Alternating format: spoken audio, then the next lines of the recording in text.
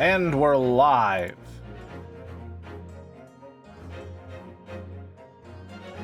Send out that announcement. We are good to go. As soon as I run those ads. Didn't start ads at this time. Try again later. Heard? What if later is right now? Perfect, it worked. Alright. Is my water full? Halfway. We'll fill it up back again during break. Hey everyone, good to see you.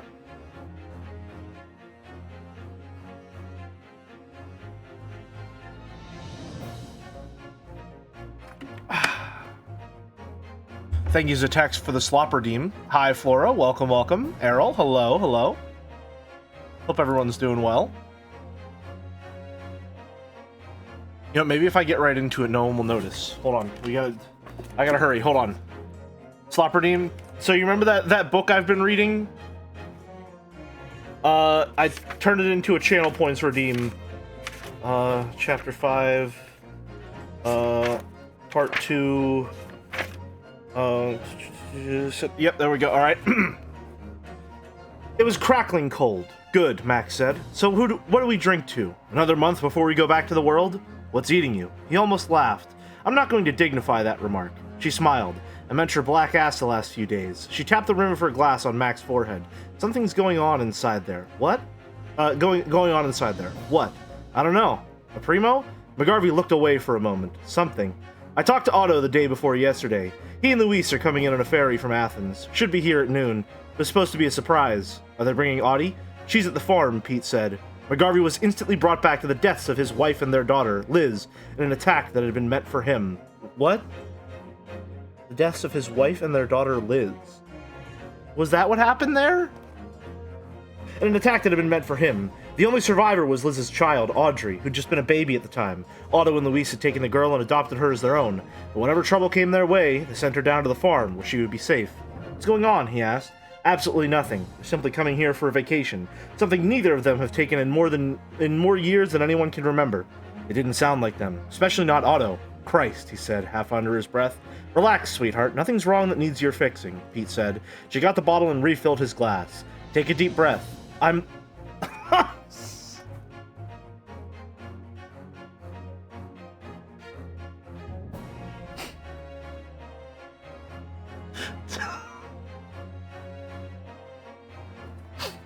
Alright, chat, take a deep breath.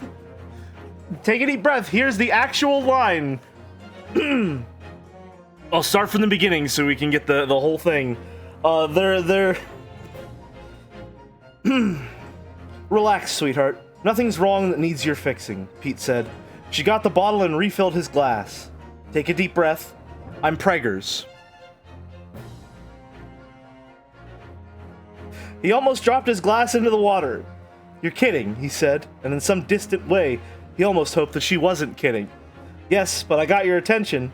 You need to take a deep breath. Come down from your perch and start enjoying yourself. I told Luis that I'd meet them at the dock and we could do a little grocery shopping.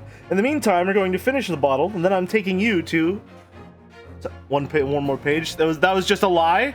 They hit you with the preg... She did say preggers. It was a lie, though. That's a lie!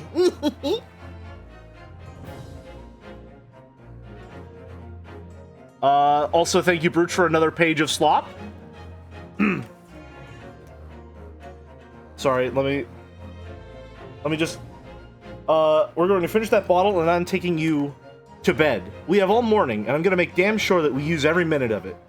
The windows of the second-floor bedroom suite were open to the breeze from the sea, curtains ruffling, but there were no noises, not even a bird song.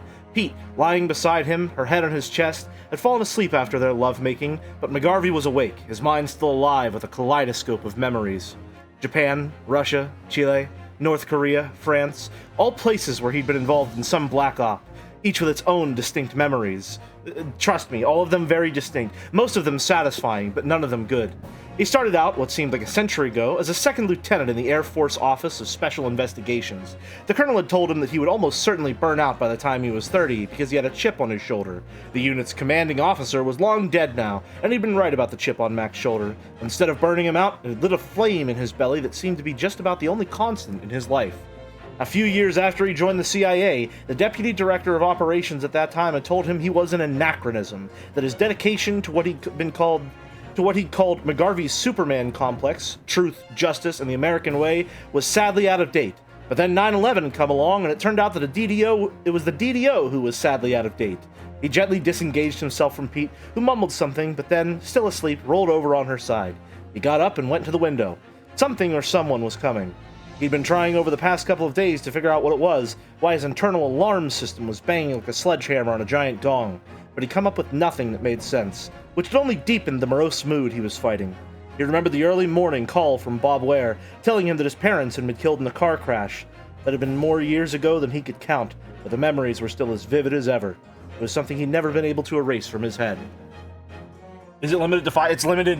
It's limited to 5 now. So we have 3 more redeems this stream. I'm just gonna leave the book face down on that page. Anyway, hi everyone. Welcome to Ace Attorney. Yes, that was the actual wording. How's everyone doing? Good, I hope. Perhaps a little worse after 2 pages of slop right out of the gate.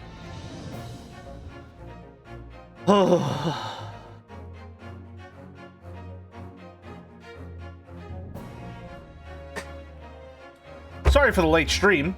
Ended up being a lot busier this morning than I thought I was going to be, but it is what it is. Might have to plan for that in the future. It could end up being a consistent thing. However, we're here now with more great Ace Attorney. Luckily, only an hour. I respect your ideas for stream engagement. It's a living. I've already been having a terrible week, so it's great that my favorite streamer is one with a great game. Aw, thanks, Cactus. Hope I can improve your week even just a little. Yeah, it's a living, Errol. I mean, listen.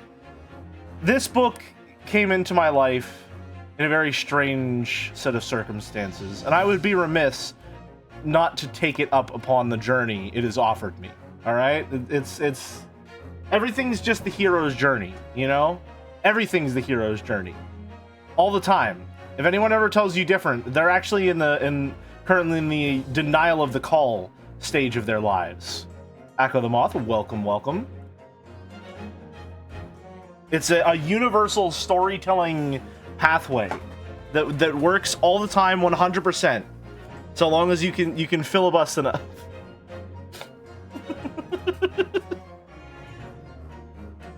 I'll be real, it does feel like something Ruby might have carried to you in her mouth. She is not big enough. Well, she could maybe drag this book along the road. But no, that's... if anyone's wondering, that's in reference to another strangely conservative object which came into my life under strange circumstances.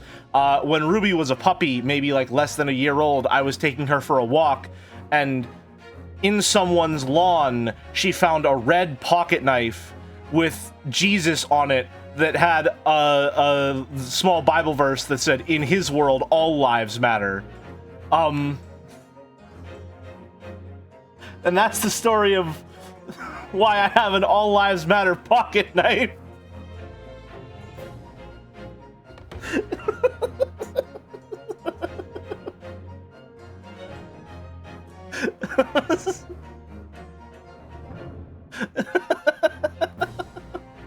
Please send photos. I'll find some during break and I'll send them in the Discord.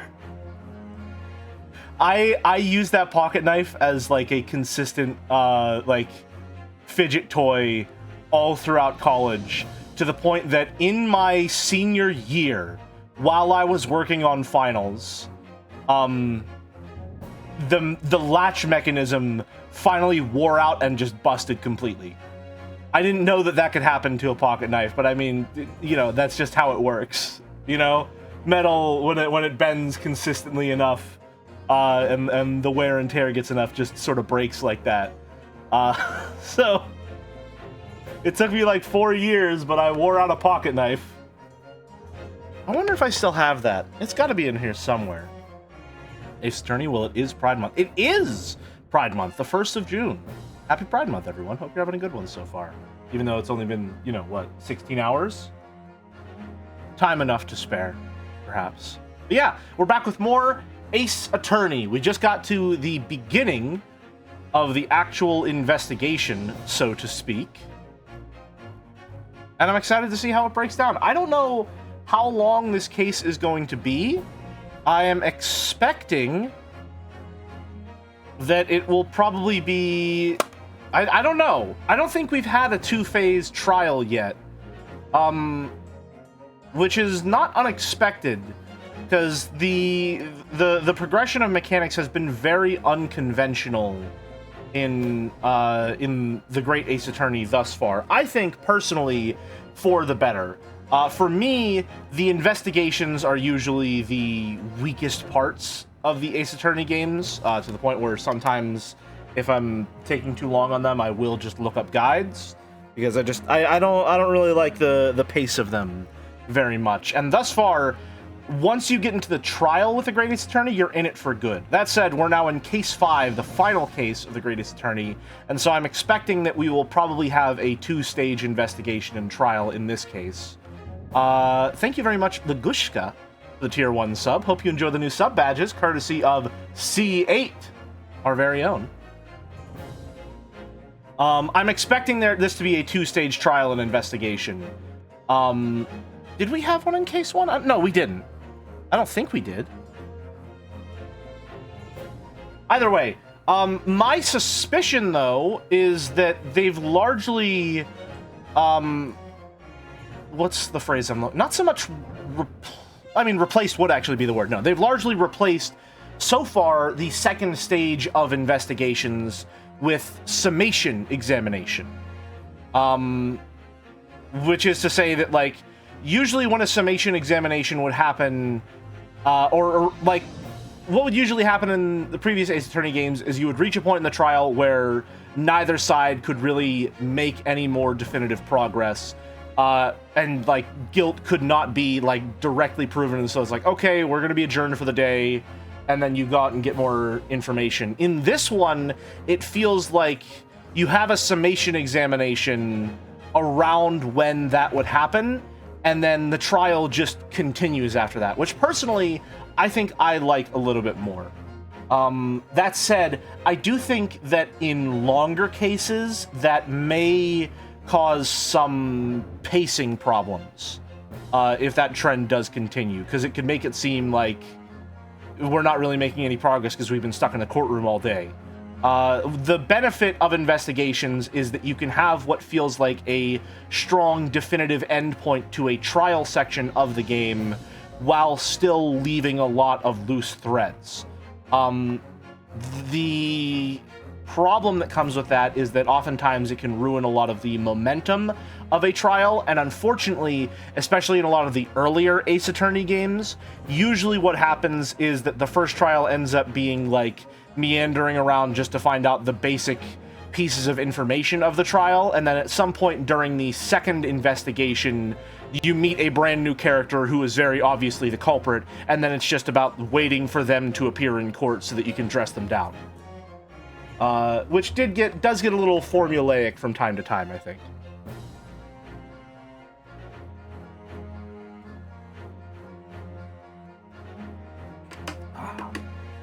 My water. I think investigations in games are good when the gameplay centers around it. Yeah, so far, Great Ace Attorney has been pretty good, at least in the investigation sections, of guiding the player around to, like, where they should be going, and making it very obvious when and how you're supposed to investigate a scene. Which I think previous Ace Attorney games struggled a lot with, because sometimes an investigation hinged on showing someone a piece of evidence and then going to an unrelated location for the next, like, event to happen, and then that event lets you talk to someone else. And a lot of it felt very disjointed and sometimes adventure gamey in how events seem to connect to one another. So far, Great Ace Attorney has been very much, like, steadily leading you from point A to B to C during the investigations, which I much prefer personally. But, yeah, let's get to it. Where we last left off, Gina Lestrade was found unconscious in the storeroom of the Windibank pawnbrokers next to the dead body of Mr. Windibank, the proprietor of the pawnbrokery, as it were. She had a revolver in her hand, his revolver, and he had a bullet wound directly through his chest. There did appear to be 2 burglars, maybe? Or, you know, assumedly the game is probably going to say, like, I assume it's a red herring of, like, those were the killers, or something along those lines. I think there were 2 of them. Yeah. Either way, those 2 got away. They shot Sholmes. He's fine, though. But Gina is apparently going to be our defendant in this case, I suppose. My attorney would never do that. Surely not. Surely not. Apollo Justice and Miles Investigations are my absolute favorite games. They're so great. I love Apollo Justice. Apollo Justice is far and away my favorite in the series. It's just a shame that the 2 games that came after it don't do a lot to really build on Apollo Justice. A lot of, like, the official Capcom terminology for Ace Attorney 4 through 6 is the Apollo Justice trilogy. I think it would be more accurate to call it Apollo Justice and then the Athena duology. Apollo feels very much like a side character, especially in Ace Attorney 5. I don't know if that improves in Ace Attorney 6, but he feels very much secondary to a lot of the events, and it's not helped by the fact that Apollo is a character who is made entirely of loose, dangling plot threads that are not resolved because they just don't want to, I guess. Oops. They did my boy dirty. They did my boy so dirty. Anyway, let's get to it. Oh, Iris. This is the morning after the incident. A telegram came, but all it said was, wait at home. Oh, yes, we asked one of the policemen to have it sent. It was simply impossible to come back. When I woke up, I was all alone. Hurley and Ginny were gone. Everyone was gone. What happened, Bruno? Poor Iris. She's trembling. She's obviously trying very hard not to let herself get too worried. Wait, did you play Ace Attorney 6? I have not played Ace Attorney 6 yet. No, I have not. I think I do plan to play it on my own time, though. Streaming Great Ace Attorney is fun. I think people enjoy it. I do think, though, that longer form games like this that have a lot of reading and voice acting to them should be reserved for, like, Streamiversary kind of, like, voting redeems and stuff like that. I would probably veto most visual novels if they were requested using Trash Corn. A6 is good. Mwahahaha. I guess I'll have to see, won't I? I'm also very... I'm surprised at how naturally I just went right into Iris's voice there. I had a feeling I was going to struggle, and then it's just, nope, we're in it. I'll explain everything that I know. Something awful has happened, isn't it? Hasn't it? Yes, I'm afraid so. But before that, what would you say if I showed you this? Would you mind if I showed you this, Iris? It's just a board, yeah. We've already seen this one before. At least she's in a better mood now. I'm sorry to have to tell you this, Iris, but Mr. Windibank is dead. He was shot. We discovered it in the early hours of the morning. Oh, yes, I had a feeling. You did? Well, I saw all those police carriages pulling up outside his shop. So I knew something must have happened there. When we entered Windibank's in the small hours, we disturbed a gang of 2 thugs. They ran out onto the street, and I chased after them, but they got away. So it was one of them who shot old Mr. Windibank, I suppose? I don't know, but that's not what the police believe at the moment. Oh, why not? They've arrested someone else as their prime suspect, you see. Gina. Ginny? But why? Well, the thing is... No, Ginny wouldn't do something like that. I know. None of us think she did it. Then why have they arrested her? I'm sorry. There was nothing I could do. Gina's... Well, we should probably get to that one first. I don't understand why they arrested Ginny. It's not fair. What about those two thugs that were at the scene? Why aren't they the prime suspects? After all, they shot Hurley dead, didn't they? No, I mean, Mr. Sholmes isn't dead, Iris. Oh, this is all so horrible. The thing is, Mr. Windibank was found on the floor in the storeroom where he keeps all the deposited articles. And the storeroom door was locked from the inside. I see. But he wasn't alone in there. Gina was found next to him on the floor as well. Oh no. And according to the detectives who investigated afterwards... Don't tell me. There was no one else in the room. Yes, exactly. How did you know? It's the only explanation. Yes, the only explanation indeed. It's a closed-room murder. What do you mean by that, Bruno? Well? What can I say? I'm damned if I agree, damned if I don't. Don't worry about it. I'm sure it'll be fine. Don't just cheer up, Iris. It'll be okay. It'll be fine. So where's Hurley then? Is he still there investigating this scene? He really ought to have some breakfast. It's not good for him to miss meals. I don't want you to worry, Iris, but I have some news about Mr. Sholmes. He's dead.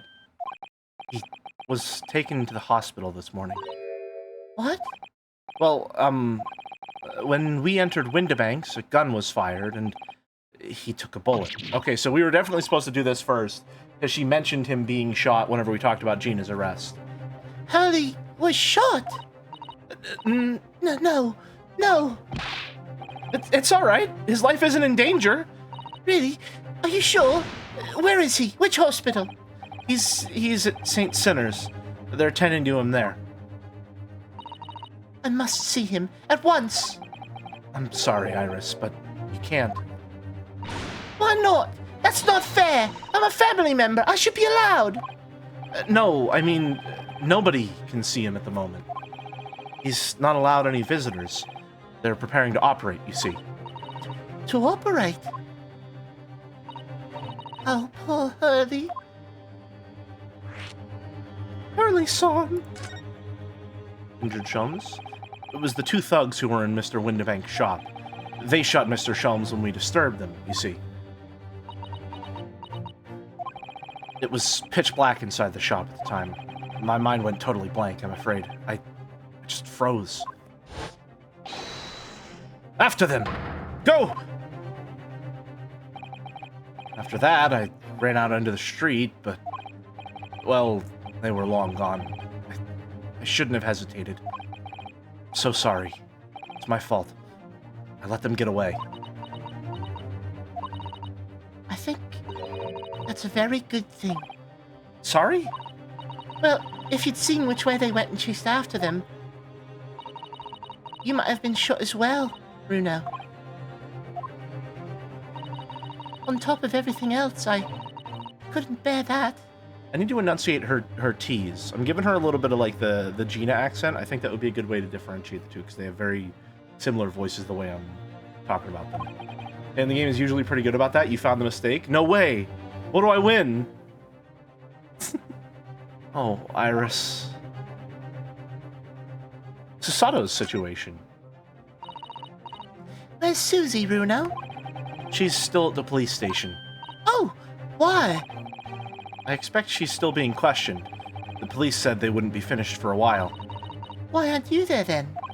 Well, I didn't get a good look at the criminals anyway, so they weren't questioning me for long. Ryunosuke, isn't your thing your unfailing powers of observation? Wasn't that the whole thing in the first case? Why? That's fine, it's okay, it's fine. You want an additional page of your favorite book? Oh, goody! I'll double it and give it to the next person. And Miss Sasato stayed behind at the scene to tend to Mr. Sholmes, so they didn't get started until later. Ah, I see. Besides, one of us had to come back to be with Iris. I'm glad Inspector Gregson agreed to me leaving early. You should have let me know, and I would have come to the station. The way they translate that is kind of weird when I feel like what they meant is that his intuition is really good. Really? That's not the impression I got at all from that scene. It really felt to me like him saying that, like, he basically had a photographic memory. I see. Interesting. That's very strange. If that's a very interesting localization choice in that case. Or I guess not so much localization, that's just translation choices there. I'm afraid I'll need to head out again now, Iris. There's not much I can do at the moment, but I can at least try to find out how Mr. Sholmes and Gina are getting on. I want to go too. Take me with you, Runo. I can't stand just sitting around here waiting. Not sure how I feel about taking a 10-year-old child to the scene of a murder, but I don't want to leave her here all alone either. All right then, Iris. Perhaps you can help me? Oh yes, I'd love to. Gina's at the prison. Mr. Sholmes is probably in his hospital bed. And don't forget we have to visit the crime scene. We need to conduct a thorough investigation. Ah, I can see you're ready for action. Imagine Iris would appreciate going to the hospital sooner rather than later. Interesting. Okay, so here's how we get our, what is it? It's like Pearl in, Ace Attorney 2, in a sense. We had Susato, who is our Maya, and now we have, Iris, who's acting a little bit like our Pearl, in this case. There's one thing I learned from Detective Conan, it's that children at crime scenes are always advantageous. It's true. It's very true. The Labubu assistant? Oh no. Hold on, let me... One moment, please. Sorry. This will be worth it, trust me.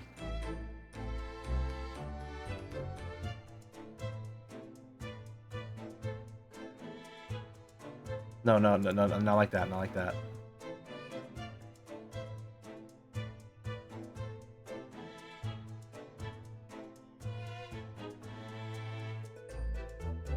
There it is.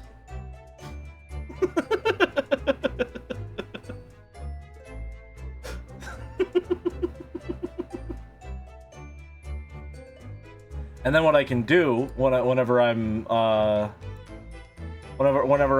in court, what I can do, give me a second, is I can go into this side, and I can take the Labubu, and I can transform, flip horizontal. It's like my little legal assistant.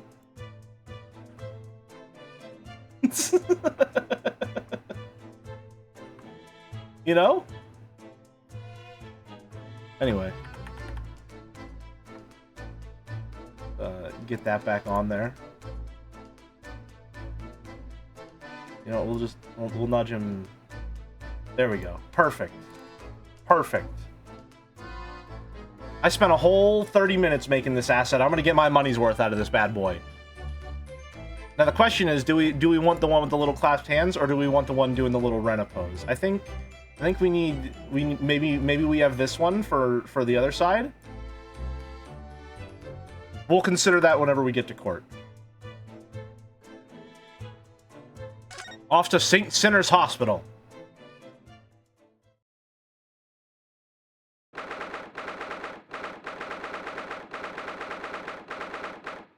This place is a dump. Jesus. Eddie! Oh! He's not here. Not. Enunciate the T's. It makes her sound more proper. No, that's strange. The nurse definitely said he was in bed by the window, didn't she? He was in the bed by the window. Oh, I know what's probably happened. Hurley was being a big baby, and the bullet wound wasn't that bad after all, so he's been sent home. I'm not so sure about that. Baby or not, there's no question that it was a fairly serious injury that Mr. Sholmes suffered. Oh, Hello, hello. What have we here? This ward is off limits. No visiting. So what are you doing in here, eh? well, I'll have you know, we are Hurley's next of kin. Eh? Oh, well, begging your pardon then, ma'am. Sir? A little lady and a curious Eastern gentleman. Great mystery solver as a mysterious family, eh? That's how you see us, I'm sure. Where is he, Constable? Where's Hurley? I believe he's currently in operating theatre, ma'am. Undergoing an extensive operation. Extensive? It has been several hours since he went in. Oh dear, is he going to be alright? Well, it doesn't appear to be working, you see. The anesthetic, that is. Oh, I have heard a report that the gentleman claims he may have had a little too much to drink last night. Coffee, that is. That's... I don't know why. I feel like they should have a sigh. I never interpret this as a sigh at first. He must give Labubu Jelly his own little assistant book and Hakama to match the Great Ace Attorney vibes. For Great Ace Attorney 2, I will have Labubu Assistant ready to go. How about that? We'll make sure to incorporate it. Anyway, I think it would be fair to assume he won't be back here for several hours yet. I see. Thank you, Constable. Perhaps we should leave and come back later. Here's Haas, his anime girl sigh. oh, poor Hurley.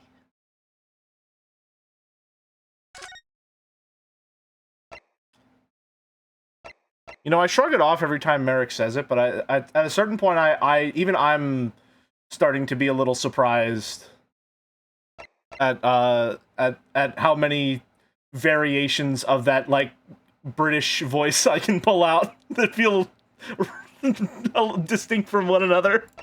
I don't think I've ever used that voice that I used for the Bobby there. It's a lot to do with the intonation and cadence, I suppose.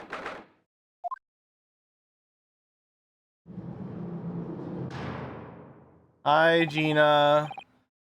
Hello, Gina. They let you keep that?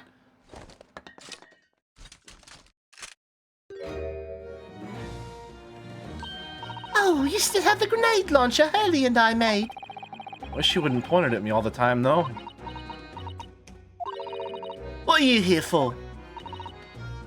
Ginny? I have a feeling it's because of us that you've ended up in trouble. So we're thinking that we might be able to help you. Well, you can't. Sorry? You heard? Get lost. Watch out, she got a max ammo in there too. Oh no. Oh no. Don't be like that, Ginny. I know you didn't do it. You'd never shoot someone. I just know you wouldn't. Well, except for the grenade launcher. You think you know me? Pull the other one. Oh. You ain't got the first idea about the likes of me. I'm a thief. I pinch people's purses when they're walking down the street. That's how I get by. And if I saw me chance, I'd sneak into a pawn shop any day of the week. Just to see what I could lay my hands on. Get it? That's the kind of person I am. But Ginny... I'll be in court tomorrow, they said. Some cove came by before and said he'd be a lawyer for me and the like. Said it was my right or something. But I told him to get stuffed. I don't need no lawyer. I don't need no one. She couldn't be staring at me any more obviously if she tried. Why are you being like this, Ginny? Ginny, what would you say if I showed you this? Would you have a look at, that's strange. Where's my armband gone? And then it's all repeat dialogue because she stole it?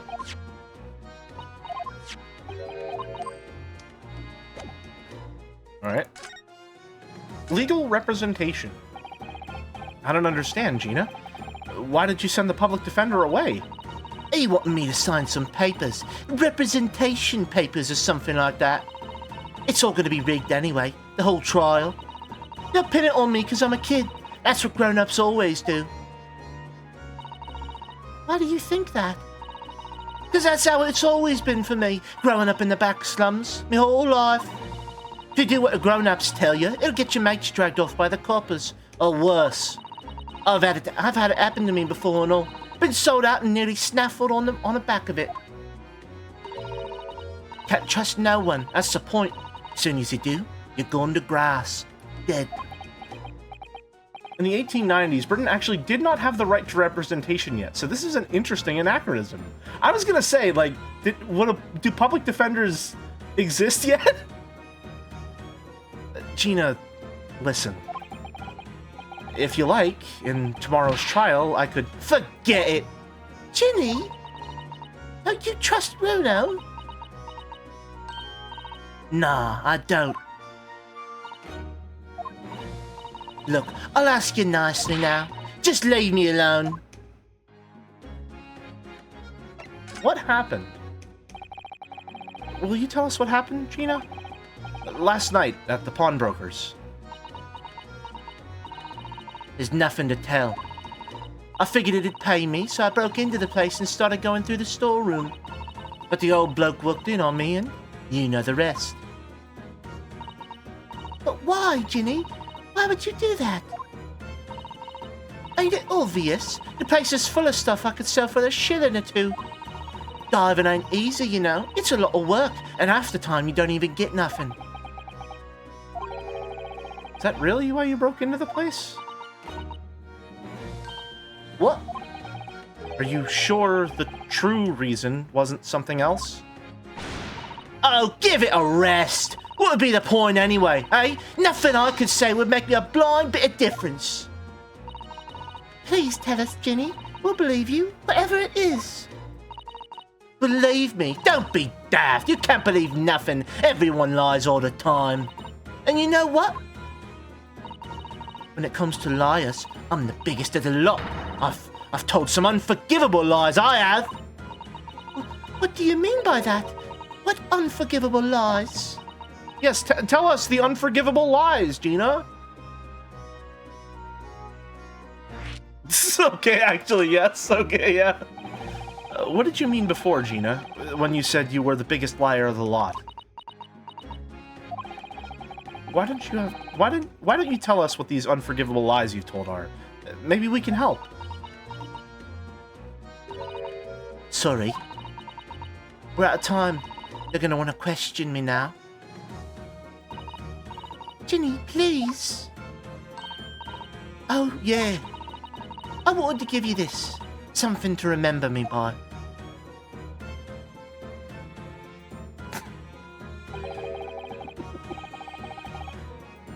I don't know why this is making me laugh.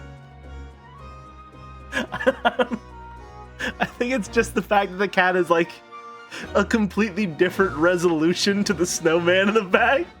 Like, like clearly it's supposed to be like the snowman is out of focus, but it just looks like the snowman is extremely low res, and this is like a screenshot from a PlayStation 1 game.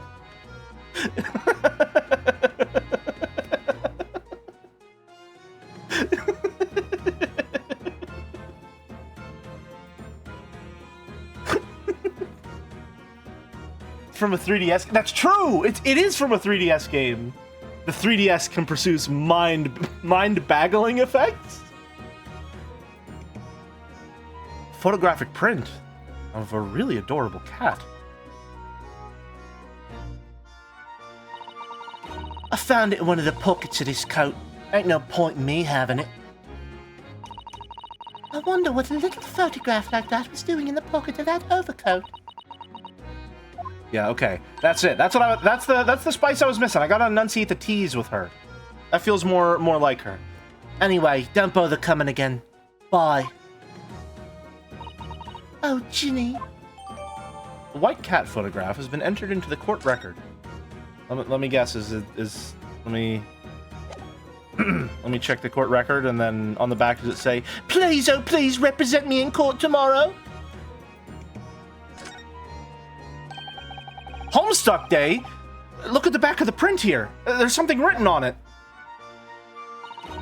13th February, 9 p.m. Article deposited, 1 small box. Loan amount paid, 10 shillings. Redemption deadline, 13th April, 9 p.m. So this photographic print is a redemption ticket? 13th February? That could be significant. It was just 2 days before the murder on the omnibus, wasn't it? Small box. That doesn't tell us much about it, does it? Sorry for the pentiment-level historical text dump, but up until 1836, it was very rare for defendants charged with anything more serious than a misdemeanor to even be allowed to have a public defender. After that, they were allowed to have one if they could afford it, but it wasn't until 1903 that poor defendants could actually apply for aid. Public defenders becoming an automatic presumed right that defendants received without applying for it wasn't available until 1949, incredibly. Wow. Okay, so within the century. Huh. That's crazy. Interesting to know.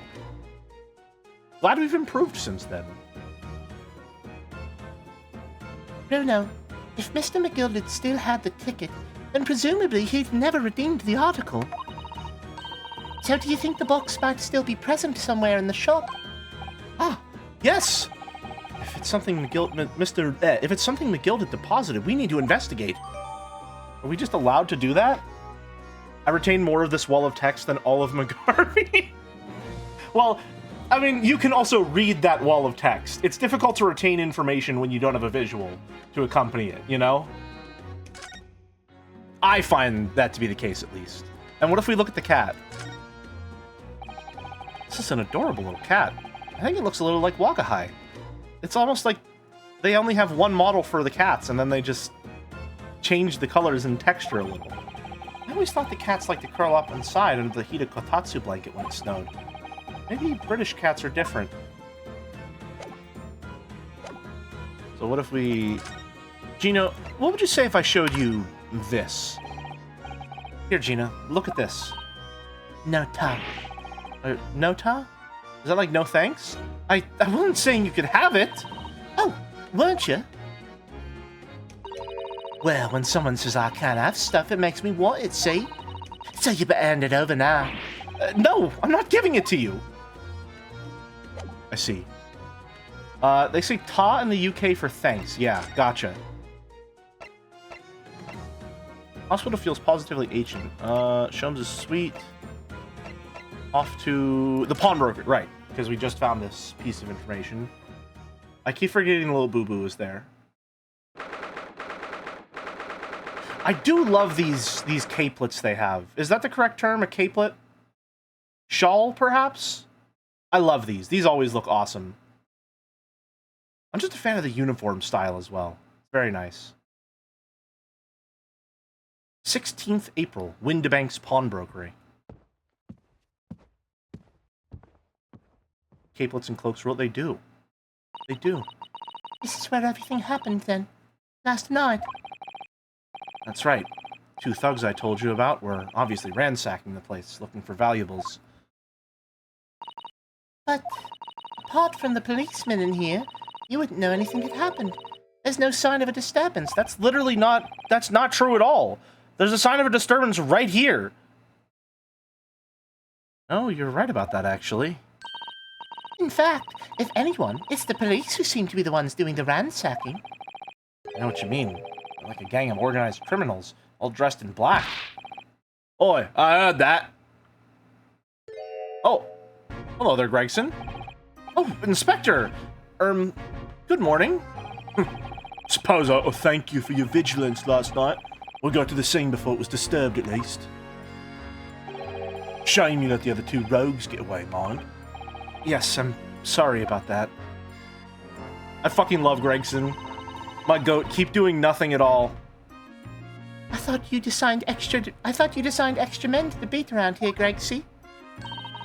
Now look what's happened. Heather's been injured because there weren't enough police on duty. Ah!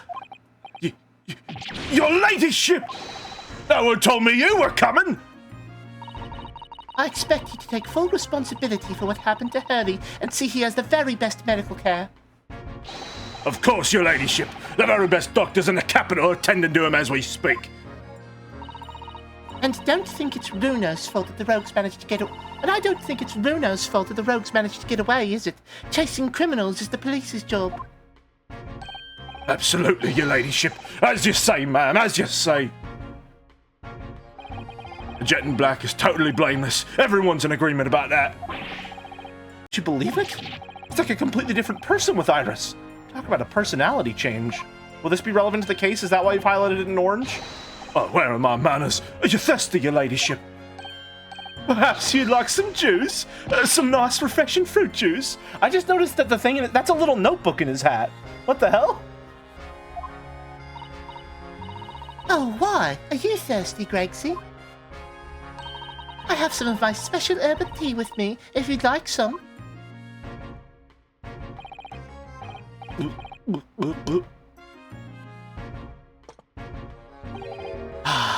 Lovely. Very much. That really hit the spot, your ladyship. I don't even recognize him like this. He's just a Mario and Luigi character to me. I think it's because he has like almost the exact same facial structure as Luigi in those games, down to like literally not having a chin. Like he has a chin, but his head is just like it's like a bowling pin. You know what I mean? It's just one big shape, and then he's got the nose and the prominent mustache. I fucking love Gregson. I have no reason to, but I love him.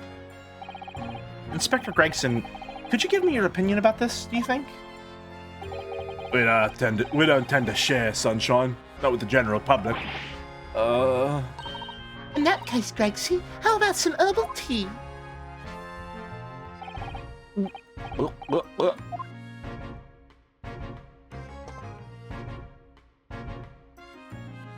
Oh, lovely. Very much. That really hit the spot, your ladyship. You don't mind sharing that, then?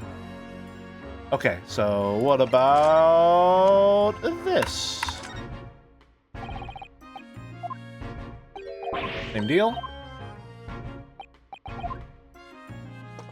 The only thing that I don't really like about his design, I wish that his hat fully hid his gray streaks. I think it would be a more interesting little design quirk if you only saw his gray streaks when he took off his hat. Not that he doesn't look, you know, like he's an older man as is, but I think having something like that hidden by the hat would be a little more interesting visually. So, how's the investigation? How's the investigation going, Inspector? Nothing to do it, really. Very simple case, this. There's some very definitive evidence. We're just about to charge that diver we arrested last night, in fact. Gina, you're gonna charge her? That's right. Should be able to bring her before the judge at the Bailey tomorrow. Definitive evidence, you say? What is it? Come on, show me. Your ladyship, as much as I wish I could oblige you, I'm afraid. Ah, I see. You've already captured the pair of thugs who broke in here last night, have you? And you're going to put them on the stand as witnesses, are you? How could you? How could you possibly know that? I had a feeling, that's all. Remind me never to try to keep a secret from Iris. So you've arrested the two men who shot Mr. Mr. Sholmes, have you? Well, yes. They were rounded up pretty quickly by the lads on the beat. And Miss Lestrade is being held at the prison? He should be. That's assuming she hasn't lifted the key from the jailer, of course. His head plus body plan is like a chip? Or a churro? Perhaps. There's a second picture of the cat with the snowman on the counter? Oh! I see that, yeah. Can you tell us anything about Mr. Sholmes? What's his condition? Sorry, I'm not at liberty to divulge that information. Scotland Yard matters are strictly confidential. Well, I know he's being operated on at St. Sinners. Why can't I see him? I'm family, you know. I'm terribly sorry, your ladyship. It's the hospital's policy. No visiting at all. Oh. The bullet must have hit an artery in his midriff. He's lost a fair bit of blood. Oh no. He didn't seem too bad in the first hour or so, but a hemorrhage like that is enough to make even the one and only Sholmes pop down. Mr. Sholmes is a human like the rest of us, you know? Anyway, he's having emergency surgery right now. They've got to stop that bleeding. But he will be all right, won't he? They'll be able to make him better? Of course, your ladyship. He'll be right as rain before you know it. Really? How do you know? How do I know? Well, because, of course, yes, because Mr. Sholmes is such a great detective, that's why. You'd better pray the doctors have a better grasp of what's needed to make someone well again. Oh dear, please don't die, Hervey. I'll report to your ladyship the moment I hear he's out of the operating theatre.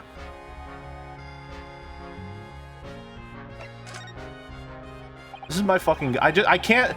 I think it's just because he's very fun to voice act. There are a couple of characters that, when they're on screen, they're my goat even though they do nothing, just because they have fun voices. Gregson's one of them. I like doing Gregson's voice. Sholmes is my goat who actually does something, but all he does is ever rage bait. I couldn't help noticing, Inspector... What? Out with it, sunshine. Well, there seems to be a marked difference between the way you talk to me and Iris. What's your sauce, sonny? I'm a copper, and we don't go in for favoritism. But he's right. You do treat us differently. It's because of those adventures of Sherlock Holmes stories. That's why. Oh. I crop up in them, don't I? Inspector Tobias Gregson. Oh, well, yes, because you're an acquaintance of Hervey's. What did you write about the inspector, Iris? I don't remember, really. It was one of Sholmes's lines. Gregson is the smartest of the Scotland Yarders. That's how he put it. Oh, did I write that? And you know what that one line did for me, eh? The very next month, my pay doubled! Doubled, I tell you! Oh, that's amazing. Oh, because everyone at the yard reads them. They read all the Sherlock Holmes stories. They've even set up a fan club for me. Of course, that explains everything. It was around that time that you became such a toady to me. Can you blame me? All it'd take is one bad word from you and Sholmes could change his tune about me. Gregson? No. The great detective will say, he's getting quite overrated these days. Think what would happen to my salary if that came out in print, eh? Whole thing gives me the willies. Can't tell you how many nights of sleep I lost worrying about it. But that would never happen, Gregsy. Every month when the new Rance magazine comes out, my hands are trembling as I turn the pages. Oh, how awful for you. Here, have some of my tea to settle your nerves. Getting the most out of this animation. Hopes everyone is enjoying the Foley work there. Lovely. That very much. That really hit the spot, your ladyship. Teetotal. It's alright. Plus 2 on that one. Plus 2 on that one. Fucking... combining tea, toady, and teetotaler. That's a plus 3 on that one. Holy shit. Oh, yeah. There's something I was supposed to talk to you about, actually, Mr. Naruhodo. Yes? What is it? I've got an important message for you. Clean forgot about it until now. An important message? Wonder what it could be. Important message? Sholmes, you said you had an important message for me? Are you going to tell me what the important message is then, Inspector? Yeah, it's about that young lady who's normally by your side. Your assistant. Dear Susie, is she all right? She's at the station, isn't she? Being questioned, I believe. Nope, not anymore. You had to head off. Head off? Where? Lord Strongholt's office, of course. He summoned her. Yes, of course. I'd forgotten about that. One of the whipstocks took her there to the yard carriage after we finished questioning her. But she asked us to tell you she didn't have the fare for the return journey and to go and meet her there. She's got a nerve using Scotland Yard as a blooming messaging service. I see. Well, thank you for passing that on, Inspector. Why did Susie have to go see the Lord Chief Justice? She didn't tell me. I thought I'd better head over to the Lord Chief Justice's office to fetch her straight away. And we're off, I suppose. What's worse, Timekeeper NPC or Percentage NPC? Timekeeper, no, Percentage NPC for sure. Percentage NPC is far worse. Far, far worse. 16th April. British Supreme Court. Lord Chief Justice's office. Yes. No matter how many times I come here, I always get the same sense of oppressiveness somehow. You think the place is oppressive? I think it's normal. How so? I mean, look at that suit of armor over there. You can't take that seriously, can you? Maybe it thinks the same about you. So everything is clear with regards to tomorrow's arrangements, I trust? Yes, thank you very much. Yeah, the first one was probably Strongheart. Yeah, I figured. There they are. Susato-san and Lord Strongheart. I wonder what they're talking about. They both look very serious. Very good. There's nothing further to discuss. You may return to your lodgings. No doubt you have much to do in preparation for your return to your homeland. Wait, what did you just say? Your return to your homeland? Susato-san! Oh, the far away sprite on that one. Oh, Mr. Naruhodo. What was that all about? What was all that about, rather? Ah, Mr. Naruhodo. Thank you for coming to collect your colleague. What's this all about? Why were you talking about Miss Susato's return to her homeland? And tomorrow?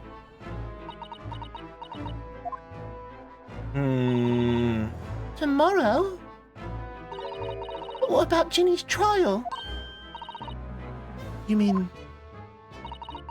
she's been formally charged now? Oh dear.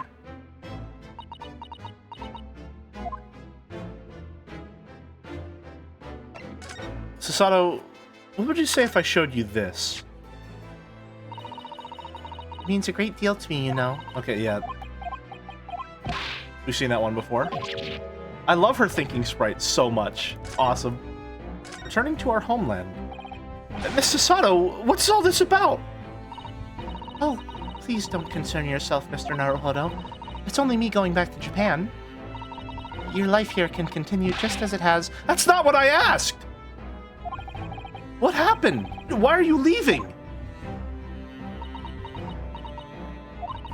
It's my father. He's fallen ill. Oh no! Professor Mikotoba. I don't trust this mother. I don't trust him. I don't trust him. I don't trust anyone who has a sprite that looks like this or they got their eyes closed like that. I don't trust like that. If I may.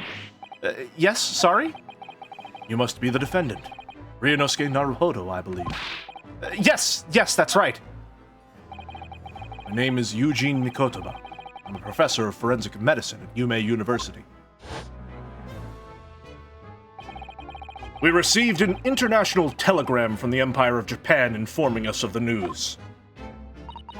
10 days ago, Father collapsed with a fever. The cause is apparently unknown, and it seems he grows weaker day by day. I don't believe it. As you are aware, the voyage from here to your country's capital, Tokyo, takes some 50 days. I thought it would be prudent to hasten Miss Susato's departure as much as possible. Yes, absolutely. So obviously what's happening here is they realize that Susato has been carrying for the past 2 trials, and so Strongheart needs to get her the fuck out of here, otherwise Ryunosuke might win a 3rd one, and then it's going to become increasingly obvious that something's going on with the court system. They have to get rid of his carry.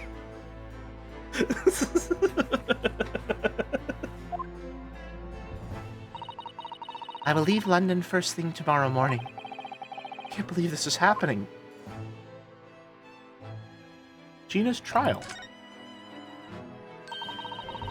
So Jeannie has been charged. She'll have to appear in court tomorrow. Or she'll have to appear in court. Yes, she was formally charged a few hours ago. And the date of the trial has already been set for tomorrow. No, not even 24 hours later. Gina. Ah, the Lestrade girl and the murder of the baker. And the murder of the Baker Street pawnbroker, yes. An all too transpicious case. The pickpocket was clearly disturbed mid-robbery and shot the man in a panic. No, the yard is overstretched as it is, without wasting time on these open and shut cases. It's not wasting time. Ginny would never do something like that. Mr. Naruhodo. Oh, yes, Lord Strongheart? In deference of your fine services to date, I shall overlook this young girl's insolence. But I have no recollection of admitting a child into my office. Leave. Now. Of course, Lord Strongheart. Criminals will tell the most palpable lies in order to evade justice. The police can ill afford the time it takes to unravel all their truths, their untruths. Meanwhile, more crimes are perpetrated. We have far more serious matters with which to contend. Serious matters? Didn't Gregson mention something like that yesterday? Yes, Inspector Gregson made a similar remark yesterday. It's no concern of yours, though I'm sure I need not remind you of that. Interesting. Wonder what's going on there. 3 minutes precisely until my next meeting. You must excuse me. There's just one more thing, Lord Strongheart. Which is? It's Miss Lestrade's trial. I wonder if you might permit me to defend her.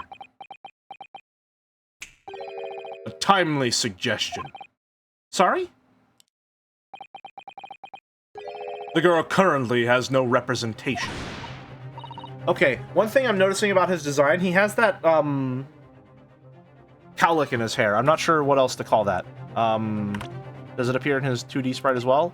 It doesn't really, but he has it hereabouts. And when he turns to the side, it almost protrudes from his head a bit like a horn. He also does look like a bit like he has, like his sideburns or tusks, maybe. Very sharp and angular. If, you know, not for the fact that his entire face is shadowed, you might think that perhaps there's something sinister underneath him. Beneath the facade, as it were. Yes, she may be a pickpocket, but she still deserves a fair trial. Do not misunderstand me, young lady. The government provides for those too poor to afford representation with a public defender. The accused need only sign the relevant paperwork, and a defense barrister will be assigned to the case.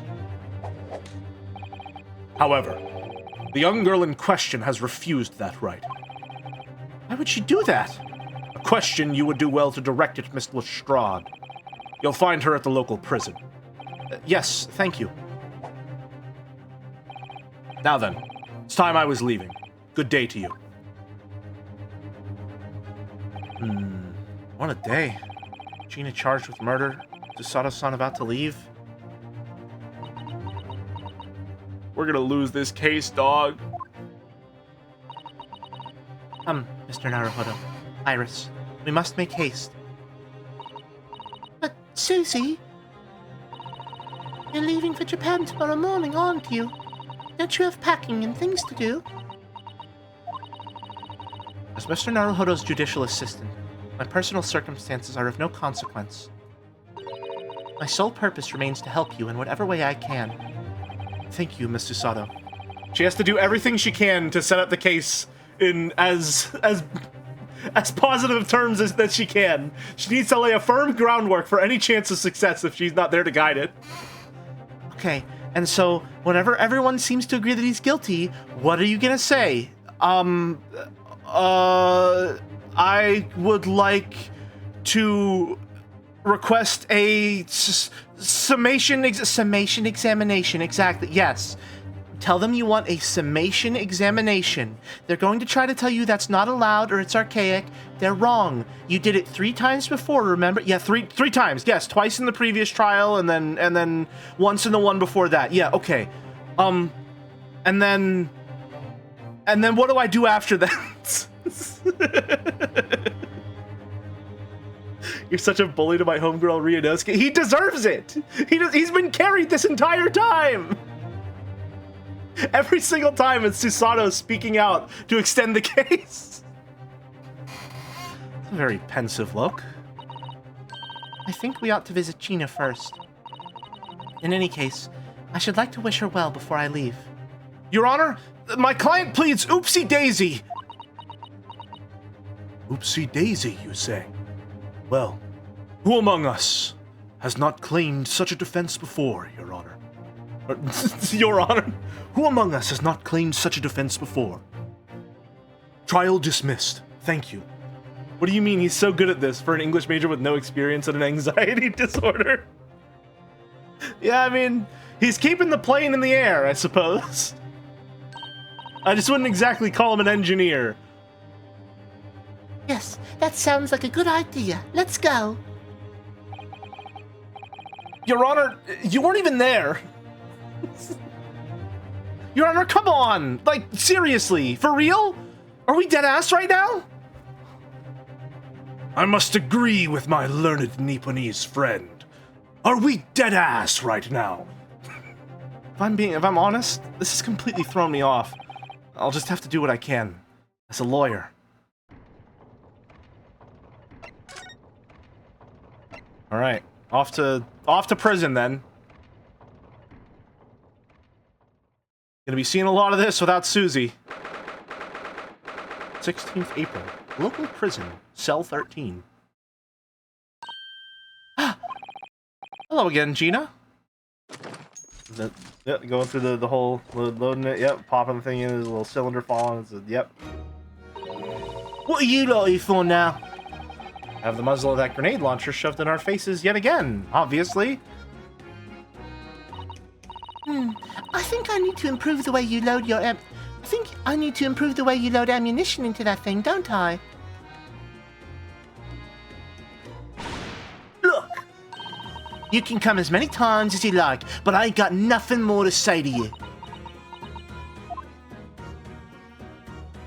Okay, but what if you did, though? What if you did? Gina, I wonder if you might hear me out. There's something I'd like to say. What? I'm sorry to say that I must reluctantly bid you farewell. Eh? Farewell? Tomorrow, I must begin my journey back home. Japan. I fear we may never meet again. Oh, right.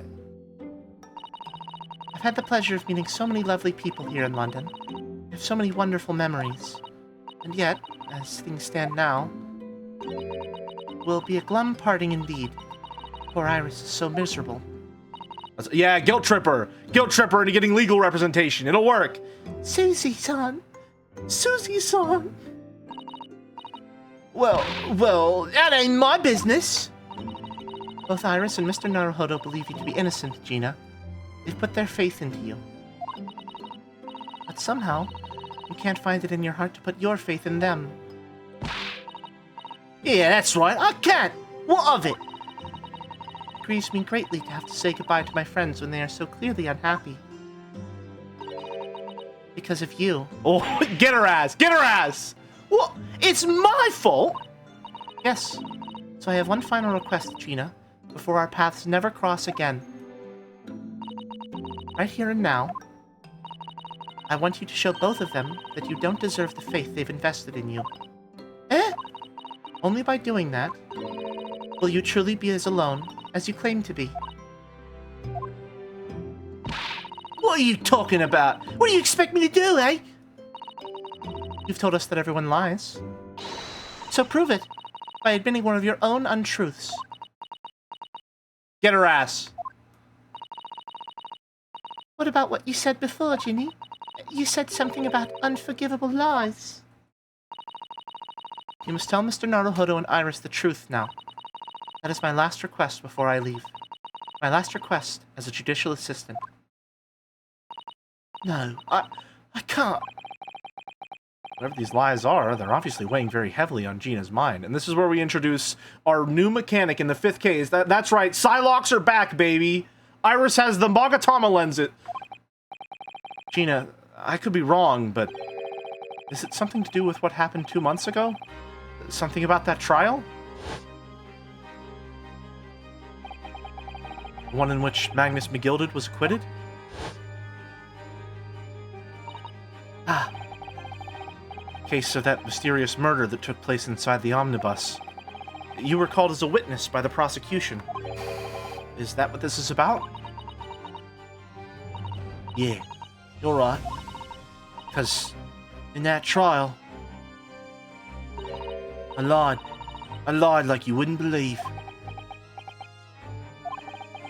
Will you tell us about it now? Curious. But what if I showed you...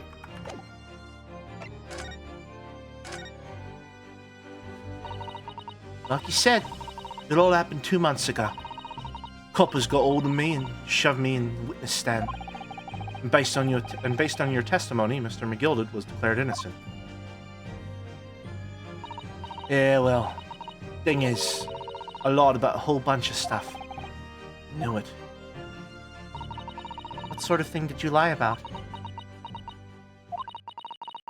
I was hiding under the seat that night. That was the truth. I also... The way that they're broaching Gina's lie here feels like we're watching a musical and they're very obviously trying to lead up to a song. And so they keep prompting her like, no, Gina, tell us, what were the unforgivable lies? And she's like, the unforgivable lies, eh? Well, if you really want to know. And then the piano chimes in. Like, it feels like at any moment she's going to burst into song.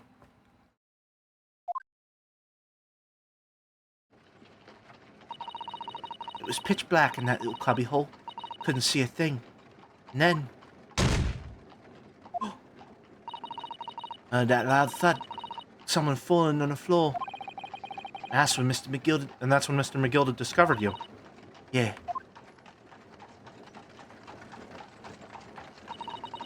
They pulled me up from under the seat and sat me next to the dead man. There weren't much light to see by, but when I looked at my hands, I had the cove's blood all over them. I was so scared I couldn't even speak. You had his blood on your hands. In other words, Sumari. It was Gina that the witnesses on the roof deck saw through the skylight. Then Mr. McGilded started asking you questions, I suppose. Who you were and why you were hiding under the seat. Yeah, he did. Only, that's not all. What do you mean? I mean, he threatened me. Threatened you how? He made me swear about what I'd seen and what I'd heard. And about what he was going to do after the cove was found dead. He made me swear I wouldn't tell no one about any of it. I did that. He said he'd let me scarper before the coppers showed up. Dream speedrunning music plays starting as Van Zeeks rides to the streets. He still has to cross 31 miles in an hour. Gina, you must tell me what he swore you to secrecy about. What you saw, what you heard, everything. You really want to know, eh? Well. Fucking music. What you saw, what you heard after the event. Alright, well, let's get to it. You said McGilded made you swear to not tell anybody what you saw. But you were in the pitch black compartment under the seat the whole time, weren't you? Yes, with Mr. McGilded sitting above your head, if I remember correctly. Yeah, that's true, but it was when I heard the thud of the cove hitting the floor. I let out a little scream, see? Couldn't help it. McGilded heard that and dragged me out by my arm. That's when I saw it. It was on the floor next to the old geezer who had been stabbed. Disc, all bright and shiny. Disc? Do you mean... Yeah, that's it. One what the D took off me at Winterbanks. So the music box disc was there, on the floor of the omnibus. Not for long. McGilded spotted it straight away. He picked it up smartish and stuffed it in his inside pocket. So that disc was in the omnibus 2 months ago, at the scene of Mr. Mason's murder. And the bog trotter told me I want to mutter a word of it to no one. I feel like I'm making it a lot harder on myself. I could just enunciate the word, because whenever she's like saying a word and she's doing the accent on it, they do it for me, and then I add it to one. Like she said, mutter. I should be saying that with the R sound, but I'm just not, because it's not consistent. Because it was so dark under the seat in that cab, I was straining my ears the whole time. After a while, I heard the dull footsteps inside the cabin. Presumably, that was McGilded getting on board. I have a suspicion about the cat note you get from her, and if it's true, I will lose my shit. Interesting. Nah, not only him. Oh! Because I could definitely make out the footsteps of 2 people. In that case, it would seem likely that it was McGilded and the victim, Mr. Thrice-Fired Mason. In his testimony during the trial, Mr. McGilded claimed he slept during the carriage ride. But whenever I'm in a carriage, I'm taken with a fierce tiredness, and I always succumb to it. We got it for one line. We got him. All right, getting my D&D voice quota in there. And your own testimony, Gina, supported this. All I could hear was the Irishman snoring.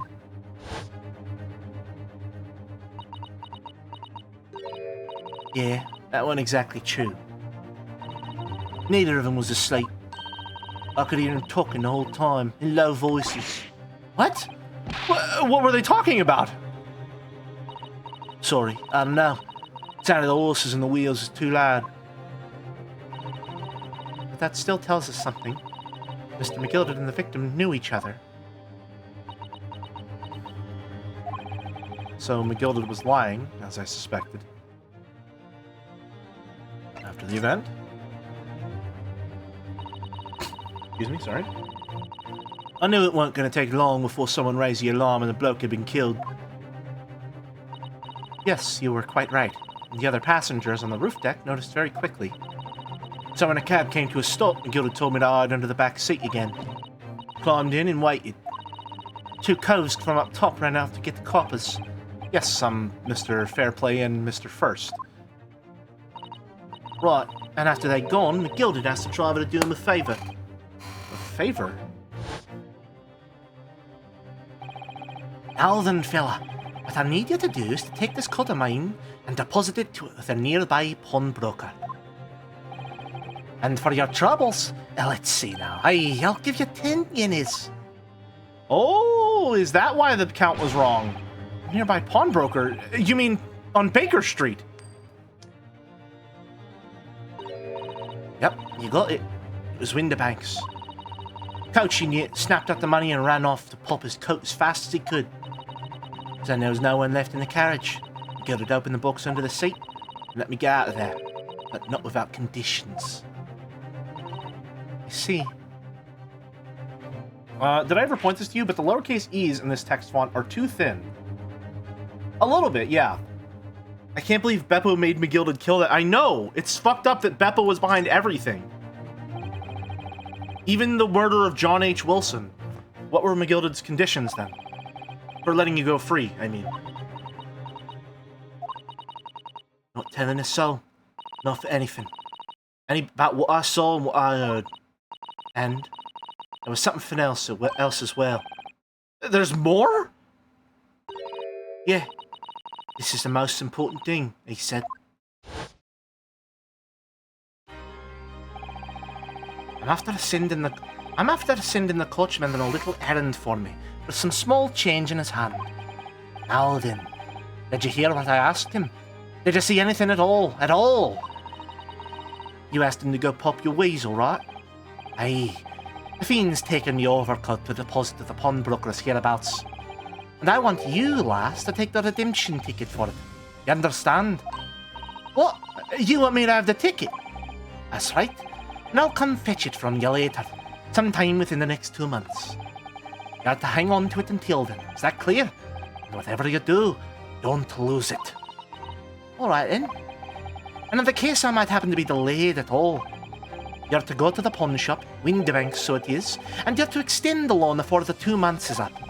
If you forget, the article will be forfeited, and then the old fiend could come along and buy it. But I ain't got that kind of brass. There's £5. That should be enough. We understand each other, lass. Don't try anything funny now. You go against me. Yeah, I get it. Good. And one more thing. In a few days from now, you'll be visited by the police, I've no doubt. The coppers? Aye, they'll come asking for you to take the stand in court to testify as a witness. So let's just have a wee chat about that, shall we? What is it that you might say, and what it is that you want?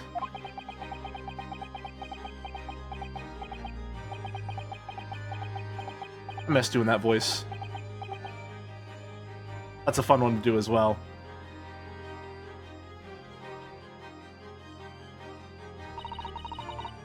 After he'd gone over it all, I piked it, got as far away from there as I could. Needed the pawnbroker's tickets and bushes near the scene. I went to fetch it the next day once it got dark. So Miguel had planned it, and coerced Gina into giving false testimony.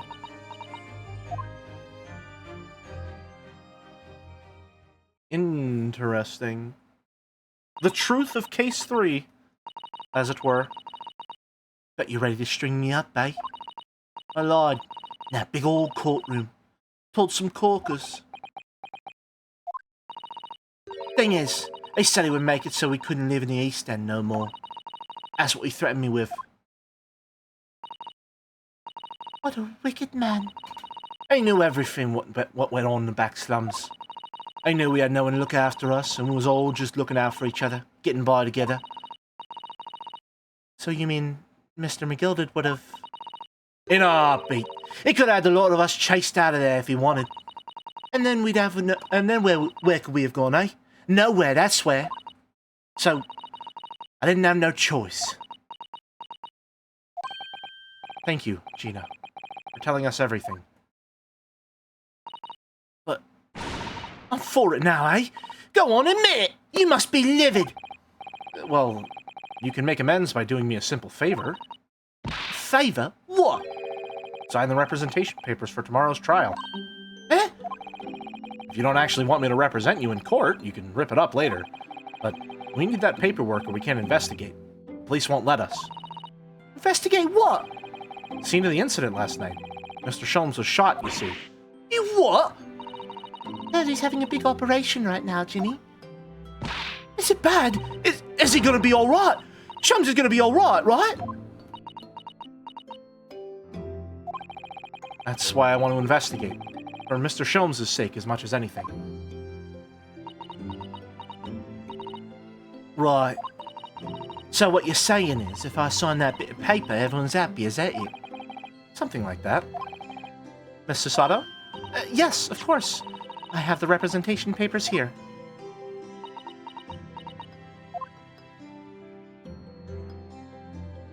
Music's very nice in this scene.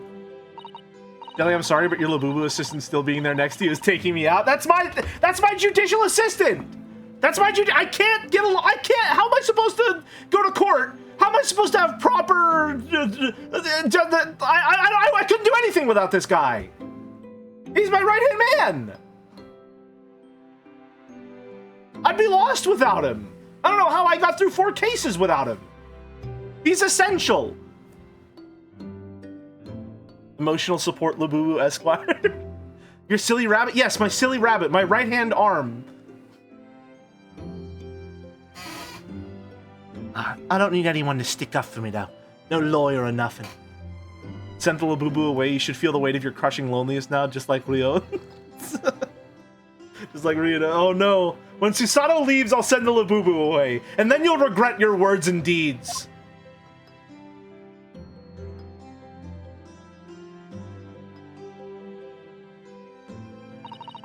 Oh, Jenny. She seems so lonely. Gina's representation papers have been entered into the court record. Well, at least this should mean we can investigate the scene at Windibanks now. Yes, and perhaps we can come back to visit Ginny when we're done there. Squeaky chair, squeaky life. I feel like we finally cracked Gina. She's opened up to us at last. And now I have her representation papers. No one else knows just what a responsibility that is. Anyway, for now it means Inspector Gregson can't stop us investigating at Windibanks. Although, something tells me he's not going to be happy about it. I want the Labubu gone, I hate those things, but I shall respect the needs of the people. What did this little guy ever do to you, huh? What did he ever do to you? Nothing, that's what.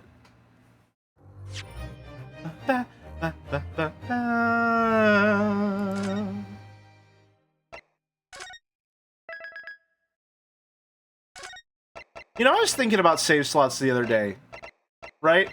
And I think about save files, like multiple save files, specifically in like linear games that you're probably only going to play through once, where saving your progress is literally just like, there's not really a benefit to having like multiple different save files. Like in Pragmata.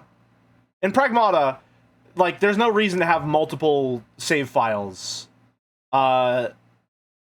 Like, and to split them. Like, you just save over the newest one, because it's a game where you can unlock everything, right? And I think about it, it's like... How can I phrase this? I wonder why it's designed like that. Are you meant to play through it multiple times? Is it designed for people who maybe have, like, a lot of people in the household, or for, like, someone who might lend their system or the game to someone, and it carries over the save data? Stuff like that. And I don't know, I've started to just feel weird about games that I play that have multiple save files present, and, like, the idea that those will never get used.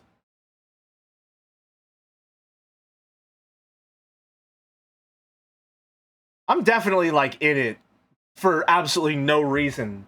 But, like, I don't know. It's something weird to think about.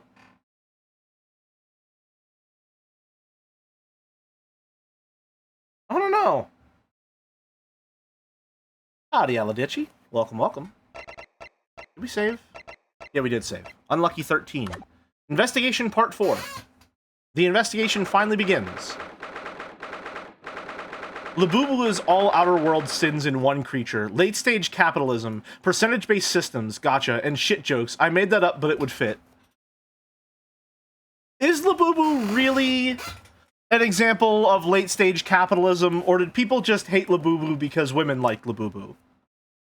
I ask you this. Here we go. Here we are again at the scene of the crime. Now to thrust these representation papers into Gregson's face and see what he makes of them. Hello again, Inspector. Do you have a minute, please? What is it now? You should go home and get some rest. Here you are, Gregsy. Here are the representation papers. Your ladyship! Ow! I don't believe it! How the devil did you get that stubborn little ragabash to sign that? I salute you! That is good work, that is! I can see you've been very busy here as well. How about some tea? It's a special blend designed to relieve fatigue. Fatigue? Ah,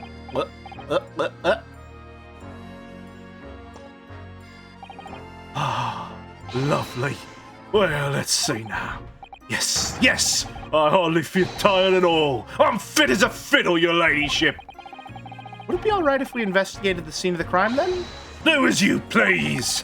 You know where it happened. Through that door behind the counter. Yes, the storeroom. That's where I discovered Mr. Windibank. And Gina. Right, well, I'll be getting back to business then.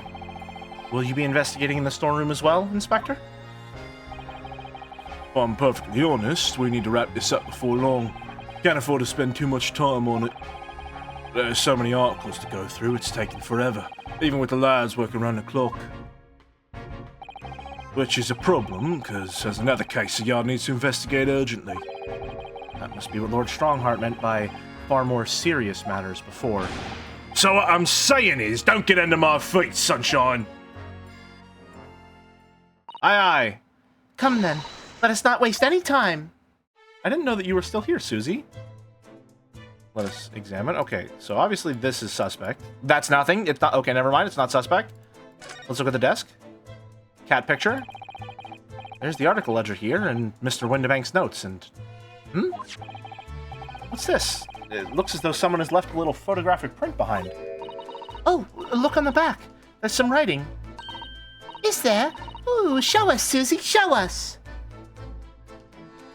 See, she finds it instantly. However, Ryunosuke needs to get the item and then enter the court record and then turn it around and look at it and investigate it before he notices anything on the back. Meanwhile, Susie picks up the item and is instantly like, whoa, there's something on the back! 15th February, 10:30 p.m. Article deposited, 1 gentleman's overcoat. Loan amount paid, £1. Redemption deadline, 15th April, 10:30 p.m. Gentleman's overcoat pawned for £1. Clearly, it was a very fine coat.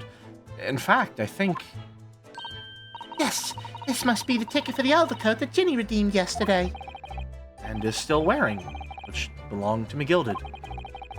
I'd never have expected the redemption ticket to be handwritten on the back of a photograph, though. It seems Mr. Windibank just used whatever piece of paper that he happened to have on hand. This photograph of a cat... Oh! Okay, I see what's going on. I see what's going on. It's for the periscope. Yeah, that's what it is. So if we take the pictures out of the periscope there might be other stuff written on them, or that'll be relevant in the case later. Okay. That's why it's two nearly identical photos at slightly different angles, so that it looks 3D when the two of them are next to each other. Okay. Gotcha. But this photograph of a cat, it looks very familiar, doesn't it? I'm sure I've seen this exact same picture somewhere else recently.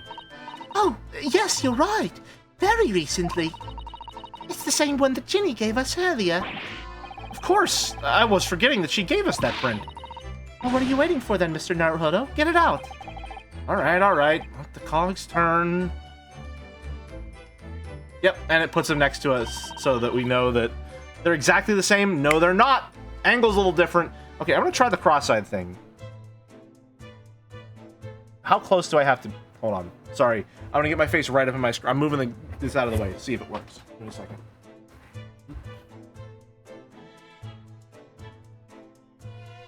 No, I can't get it to work. Never mind. It's not a 3DS, so it doesn't work. This is why I never play on non-official hardware. Yes, they're exactly the same. It works better from a distance. I see. I'll have to try that next time. I've got it! I've got it! These two photographs hide an amazing secret! A secret? It's a secret? What does she mean? You must tell us, Iris, at once! Do you really want to know? Yes! We need you to tell us all you know about this pair of photographs. Well, yeah, I know what's going on. Let me just examine. I know what's happening. I don't need the game to tell me it's the periscope. This is that strange contraption that lets you see pictures of things as if they're right in front of your eyes. Makes you think. When Mr. Sholmes gleefully showed it to us yesterday, we were blissfully unaware that any of this was about to happen. Yeah, that's why it's relevant. Anyway, hi there, pair of photographs. So, Iris, about these two photographic prints. The one we found here on Mr. Windibank's counter and the one Gina gave us before. Sorry, let me try it again.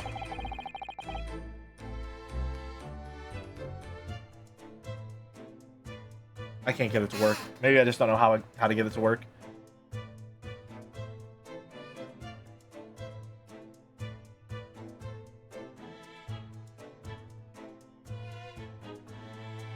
I don't know how to get it to work. You gotta finagle your brain. I'll try again at a later date. I can't get it now. What's this amazing secret you mentioned that's hidden between these two identical prints? Actually, that's not quite right. Sorry? If you look carefully, the two prints aren't the same. Not exactly. They're not? Have another look at them now. We took him and we shifted him. Can you see that they're just slightly different from each other? I think so. Very subtle, though. But what's the reason for the subtle difference between the two prints? Ah, well, it's because they're a set, you see. No, I don't. This pair of photographs is meant to be used on a stereoscope. Not periscope. Stereoscope.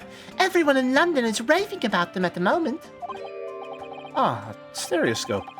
Why do I feel as though I've heard that word before recently? Oh, yes. That's what Mr. Sholmes showed us yesterday. Yeah, surely not. You see? There it is, just over there. Ah, yes, of course. That magical machine that makes pictures look almost real enough to touch. Well, actually, it's quite possible to see the same depth in pictures even without one of those contraptions. What? Really? Do you know how a pair of flat photographic prints can appear to have any depth in the first place? No, I have no idea. Oh, wonderful! Then I'll be able to tell you. She's over the moon, bless her. Should we let her explain, though? We really need to carry on investigating the scene. Ryunosuke in his mind. Is this relevant to the case, though? I, for one, simply have to know. How stereoscopic prints work? Have you ever considered, Runo, how our eyes see depth in the world around us? Well, I just open them and it works.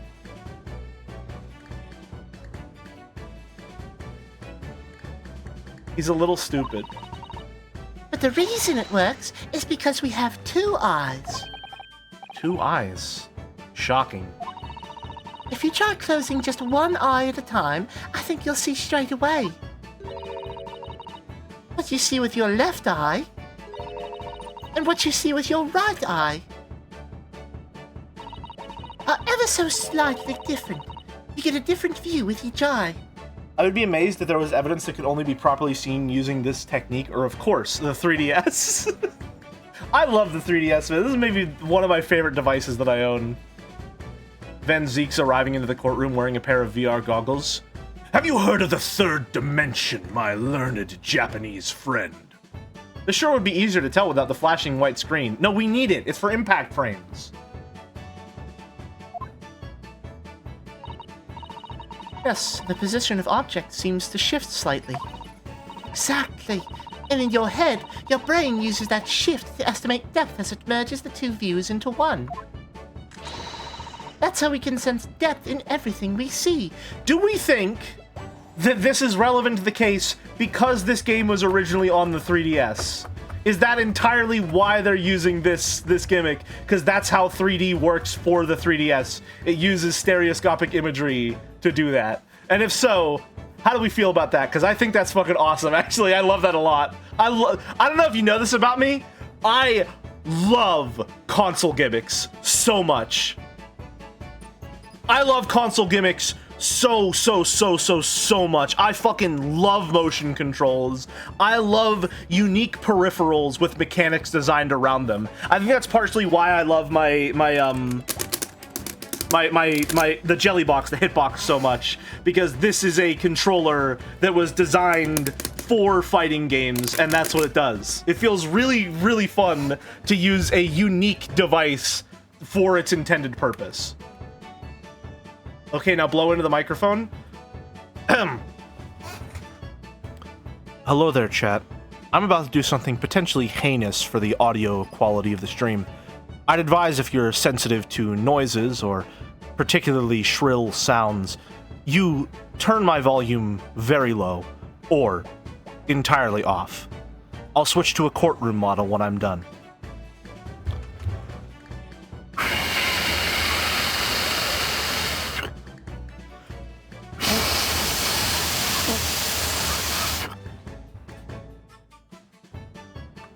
We're done. That wasn't that bad. No, it's because I had the pop filter in the way. Let's try it again without the pop filter.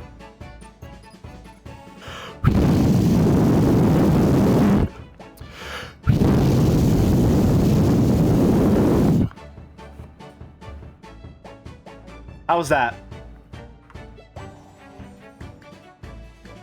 Why are you doing this to me, Jelly?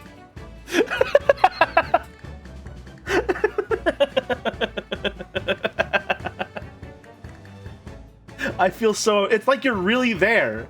It's like you're really there. No way. Please look at the top left of the screen to find the babies. Switched to courtroom model and kept at the hurricane. I'm sorry, Boulder extended the bit.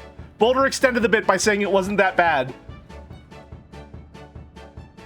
Listen, all right? There's a storm warning in Pittsburgh, all right? I have to immerse you in the environment, okay? It's about the stream being a unique, dynamic experience that you can't get anywhere else. That's how we can sense depth in everything we see. My brain really is amazing, isn't it? It does so much without telling me.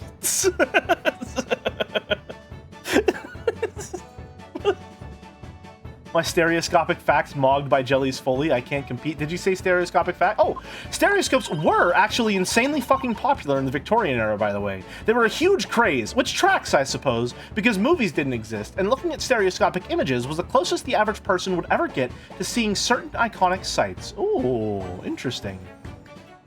That large clock has no hands? That is because... Oh, hold on a minute.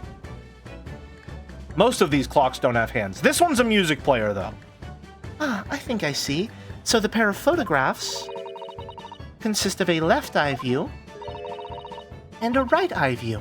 Is that right? No, that's left. Oh, well done, Susie. You're so quick. Ryunosuke's gonna be fucked on this next trial without you. Please don't leave. Please, I don't want Ginny to go to jail.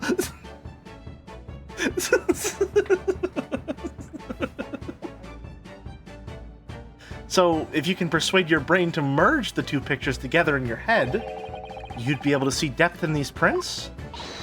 Yes, Bruno, you're beginning to understand. And a stereoscope's function is to act as your brain and allow you to do just that? Yes, but as long as you have two images, the eyes and one brain, you can actually deal with yourself without needing a stereoscope at all. You can? Really? Yes, you'll just need to touch the 3D slider on the top of the right screen of your 3DS. How to view stereoscopic prints.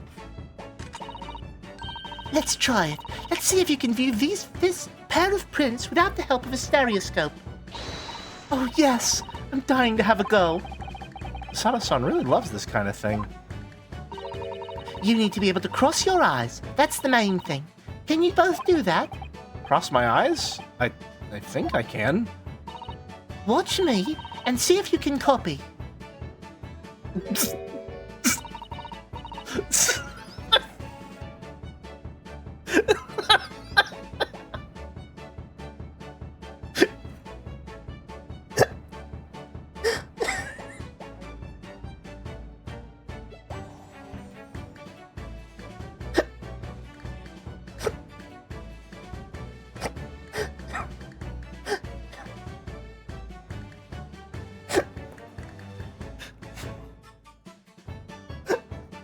Sorry, it's got me so off guard.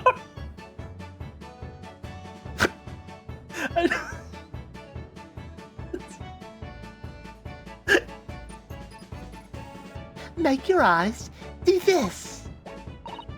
All right, let me try. Are you ready, Mr. Naruhodo? She's gonna do it too. It's the slow inward move, man. It's just... Look at the fucking screen right now, man. There, how's that? Wonderful. Now it's your turn, Rudo. The trick is to concentrate on looking at the bridge of your nose with both eyes at the same time. I'm scared. Hello, Senate Approved Chan. I'm glad that your first time chat was used to vocalize terror. Not exactly an easy task when two people are staring at you cross-eyed. All right, that's enough practice. Now let's try looking at the prints. See, the problem is that I wear glasses, so when I try to look at the bridge of my nose, there's actually something in the way there. Kind of.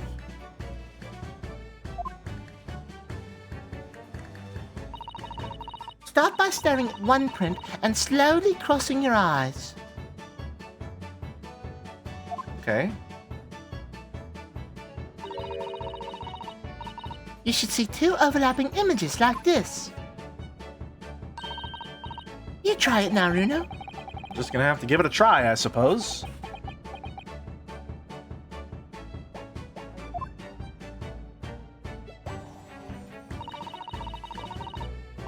Did the print split into two images for you? Now, the next step is to put the pair of prints side by side like this, and then to try crossing your eyes again.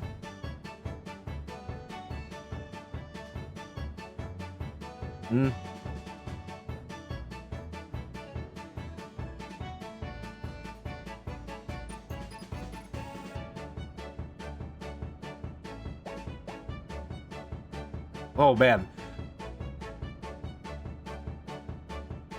See, here's the problem. My eyes are fucked. And they have this really bad thing that I use my glasses, that my prescription counteracts, okay? My eyes, I have a lazy eye, when I don't have my glasses on. How can I explain this? When one eye doesn't need to do any work, it just shuts off, basically. So when something is a certain distance, the other eye just sort of slacks off and does nothing, right?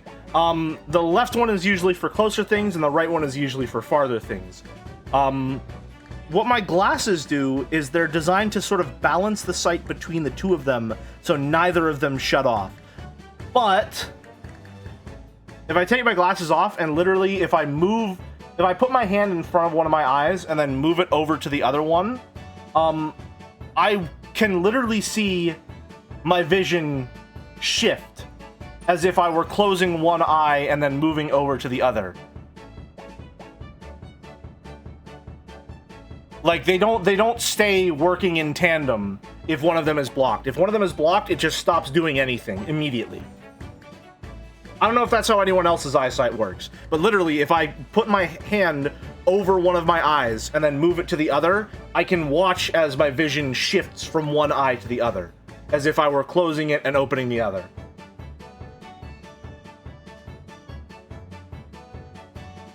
Never heard of that? Is that how it is for anyone else, or is it just like when you put your hand in front of your eye and then shift it to the other one, does the vision stay consistent? Because for me, I can literally watch it jump from one eye's view to the other. Unless I do it really, really fast. But if I do it slow enough that I can process that something has wiped in front of my vision, it moves from one eye to the other.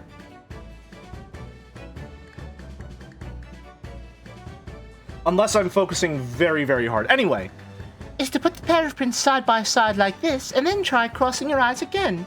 Can you focus it on different distances without moving your one eye? I don't know, actually.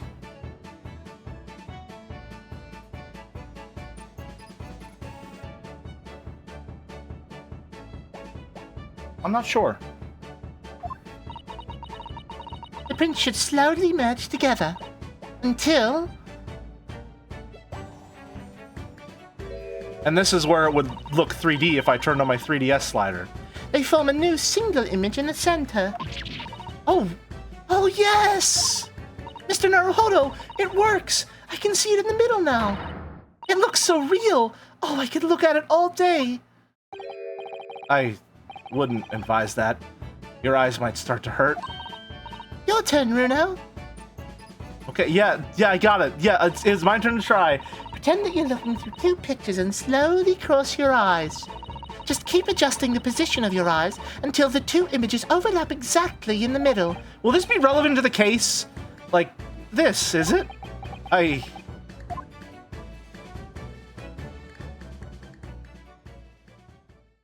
Will I not be able to solve this case unless if I can't see stereoscopically? There, you managed it. So now you know how stereoscopic images work. I imagine your avatar doing that. Imagine if I knew ahead of time and planned and had a special model where I went cross-eyed. That'd be crazy. Well, I don't know who discovered it, but it really is quite extraordinary.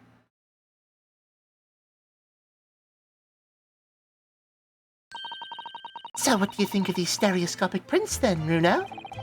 Yes, they're certainly amazing, but it isn't easy to get the knack of viewing them properly. Now, some people find it easier than others. But that's why contraptions like this exist, for people who find it tricky. Oh, I recognize that. We saw one over there yesterday, didn't we? It's still there. If I remember correctly, you press this little knob here. End the stream, delete the VOD, replay the section once the cross-eyed version is drawn. It's the only way. And then set the pair of photographs in the stand at the back, and... You're gonna show me... Yeah, there it is. Yep.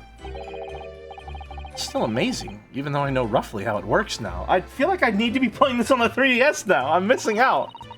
Well, London seems to agree with you. Stereoscopes are very popular at the moment. You can find one of these folding contraptions in a lot of households in the capital currently. If these little machines are so affordable, surely there's no need to go around staring cross-eyed at pictures like you hate them. But it's much more satisfying to be able to see the effect with your own eyes. Well, I think so in any case. Stereoscopic pictures. I'd never even heard of them until yesterday. We've certainly learned a lot about them, but I wonder if it's knowledge I'll ever actually... I can't tell, like... This is signposting critical evidence in the same way that, like, a children's cartoon tries to impart the, like, moral of the story into the child watching it. It's so obvious. It's so obvious it almost feels patronizing. All right. No, we don't need to go through all that again. Let me just examine the crime scene a little more. How's it going, Bobby? Police are scouring every inch of this place by the looks of it. Instructions from the yard are to examine every article in the shop and every ledger book and book of accounts. Every ledger and book of accounts. Every article? But that's a ridiculous amount of work, surely. We've been hard at it ever since the shop was declared a crime scene in the early hours. We're sifting through it all in shifts at least, but still. They'll be working through the night, that's for sure. And we've barely even scratched the surface. Crime in a pawnbroker's must be every policeman's worst nightmare. Every copper's worst nightmare, you know? Crime in a pawnbroker's. Yep, gotcha, heard. These shelves are where the pawnbroker puts articles that have been forfeited on display for customers to buy. Yes, it's a really strange miscellany, isn't it? I mean, who would buy this horse statue, for example? Well, sometimes you can find some real treasures among all the junk, you know. I haven't gone thrifting in forever. I need to go again. You all right, Runo? Oh, it's just, well, it looks like a collection of useless junk as a whole, but when you pick out individual things, you can't help but wishing you owned them. Even that horse statue. That's exactly how the pawnbroker works. They're very clever.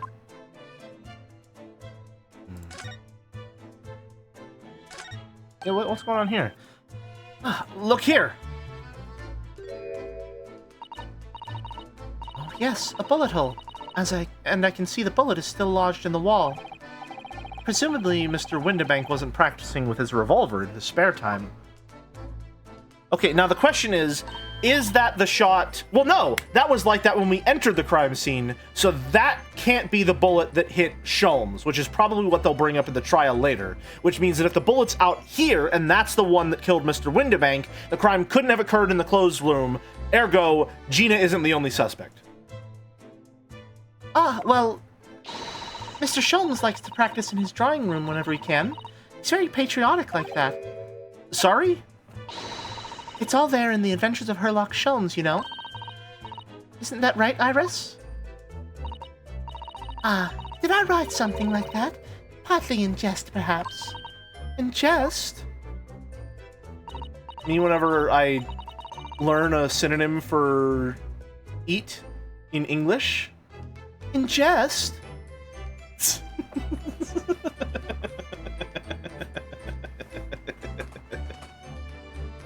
Well, he doesn't do it often. It is quite a dangerous pastime. He doesn't do it often? He shouldn't even do it once! Forget that for now, Runo. Let's examine this bullet. What's that around the bullet hole? Is it blood? Suspicious red stain on the calendar. Aha! I may well be able to help with that. What? Me when I listened to Jelly and I realized in what tone they were talking? In jest?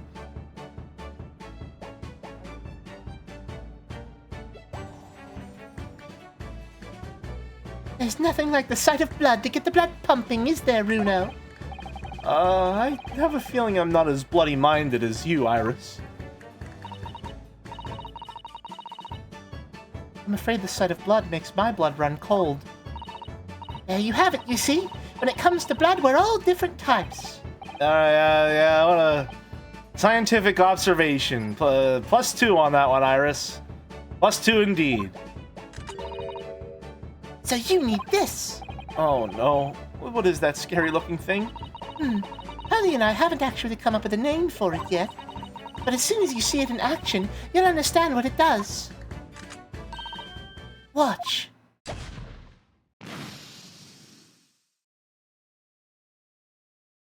Oh, I see. It turns things into a Danganronpa spin-off. Oh, the color of the bloodstain has changed. Sorry, I just remembered something. I've been playing a lot of Tekken 7, specifically against Pub, and Pub has started playing as Clive Rosfield, a real guest character from Final Fantasy 16, who is in Tekken 8 for some reason. And he has a sweep. All of his voice lines are awesome because he's saying like JRPG lines in the middle of his combos. So he'll hit you with a launcher, and one of his basic extensions is he does like, I don't know, like this like these bird swipes where he summons like bird claws or whatever, and he goes Garuda or some shit like that. I think I've talked about this before, but we've recently discovered a move where he does this giant sweep with ice. And we've called it the hurly whirly because it sounds like it sounds like a dog vomiting whenever he does the sweep. He goes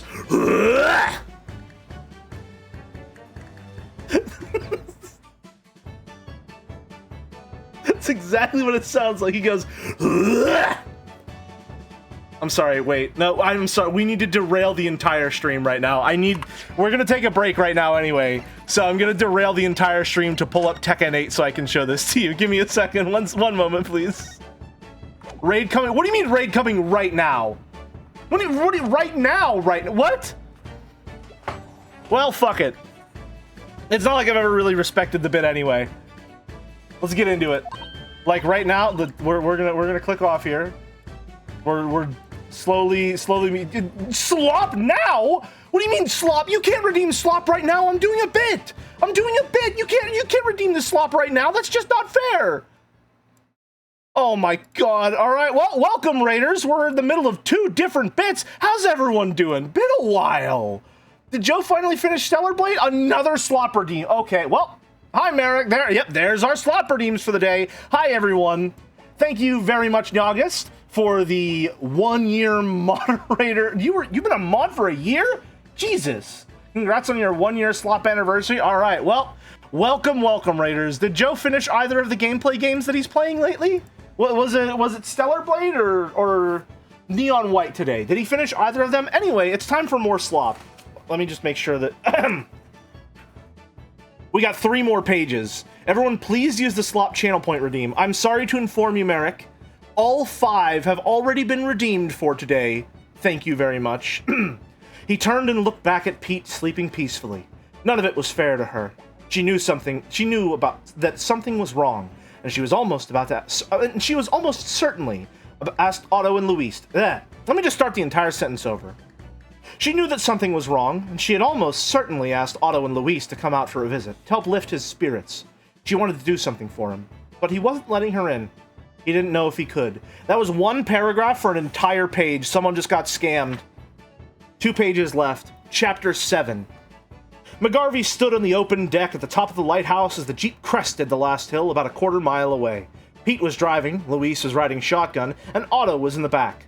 until the construction crew had regraded the old dirt track from town so that they could get their equipment in place to build the pool. The only easy way up was either on foot or by helicopter.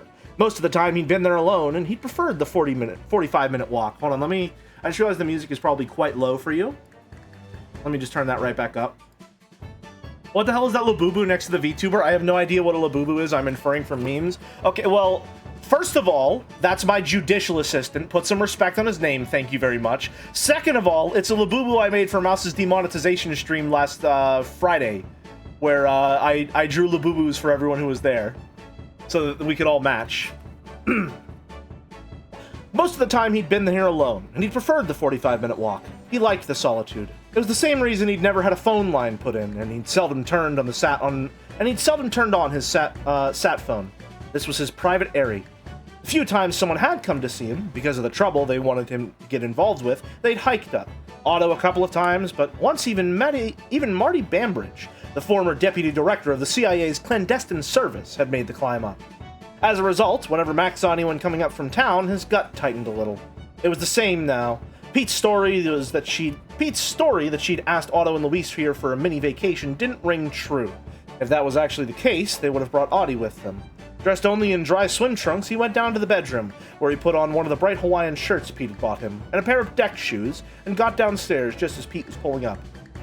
Tall, gangly Luis, with a narrow face, eyes that never missed much, and a million-watt smile, jumped out from the Jeep, came over to him, and they embraced. "Oh wow, it seems like forever," she gushed, using one of her husband's expressions. 1 page left. Pete got out, Otto right behind her. He was tall, but shorter than his wife, with an enormous head and long hair almost reminiscent of Einstein's, but tied back in a ponytail. He was actually dressed respectably in khakis, a neat button-up white shirt, and soft green, low-topped sneakers. He was McGarvey's best friend in the world, and the only man on the planet Mac respected and trusted with no reservations. "Oh, wow, Mac, hi," Otto said, giving him a bear hug. "So, how's the honeymoon coming along?" "None of your business," Luis told him, and they all laughed. She and Otto were geniuses. Before they married, she was the leading photo analyst for the National Reconnaissance Office, which was responsible for every U.S. spy satellite in orbit. Ultimately, it was she who designed the flight paths of every spy bird to maximize their intel potential. And she was sorely missed there and at the National Security Agency, where she still had many friends and pulled a lot of weight. Jelly, how do you respond to the allegations? Are you also streaming The Great Ace Attorney 2, or are you going to see Joe's streams of it? I am also streaming The Great Ace Attorney 2. Yes, I will also be streaming that. So I'm not going to be watching Joe's streams, but I will be taking probably a break as well in between games. Jelly drew 5 Labubu tubers for Mouse's demonetization. It's true, 5 of them. No foreshadowing? I think? That's the wrong government spy organization. The satellite shit is under SRO. NRO. Gotcha. Noted. They laughed at none of your business? Shit, I've heard better Enry memes. Otto, who worked in his own intel analysis department at the CIA, was considered by just about everyone in the know, in just about everywhere, to be the smartest computer expert on the planet. He designed all the computer systems for every U.S. intelligence agency, plus the FBI's.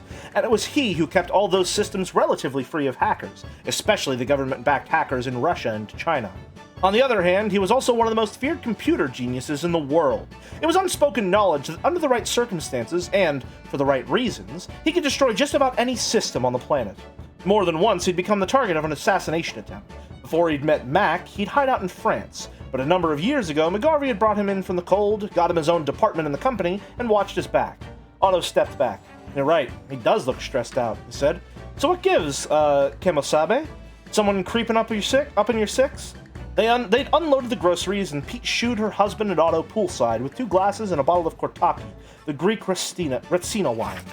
And that's all we have for today.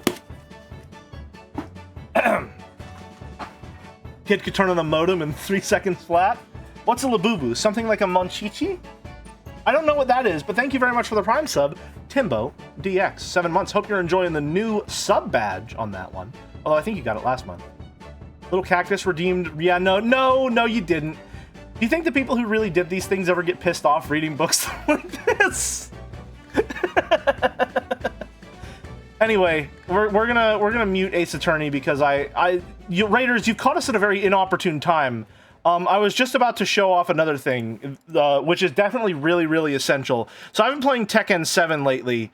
Or, sorry, I've been playing Tekken 8 lately, and a character in Tekken 8 is, Clive Rosfield. From Final Fantasy 16. You may know him as the Thank You Jill guy. Anyway, he has a lot of very fun voice lines because he says JRPG shit, during his combos. And so I just wanted to show everyone, because it's definitely worth the time investment. Hey, Iris, stop. Nope, we're not. No.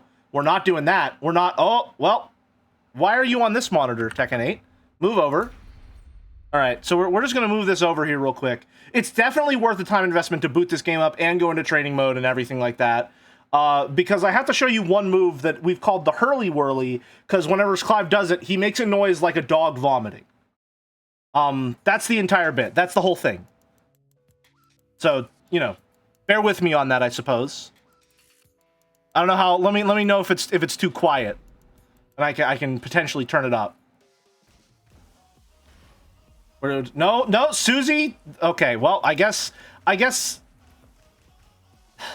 the Great Ace Attorney has just decided we're doing simultaneous inputs on this one. Let me pull up Clive Rosfield. Clive Rosfield. Leo.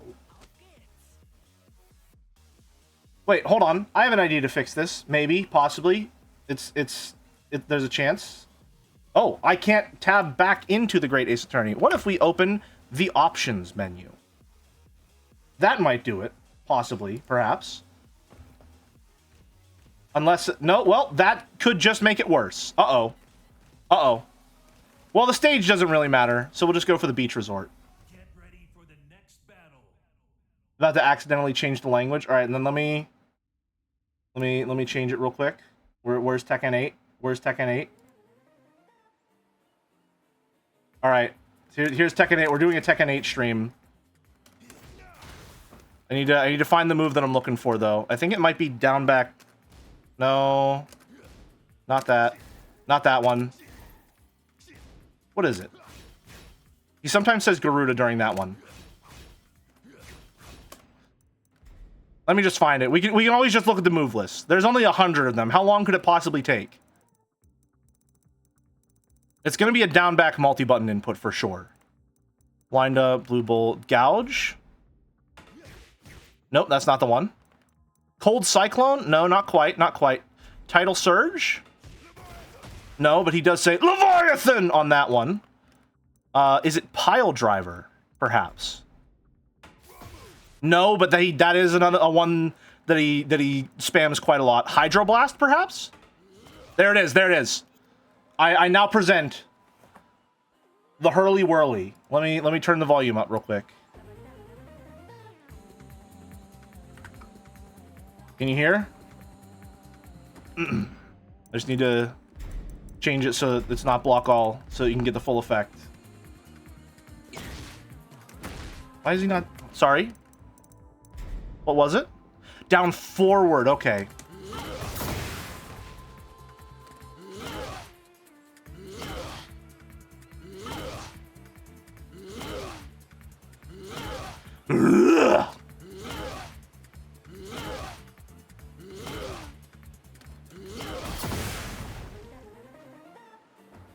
And then, of course, while I'm at it, I might as well show off his iconic rage art. That sounds exactly like the horking sound a Borzoi makes instead of barking. All right, is everyone ready? He's gonna say the iconic line. Fantasy here is yours.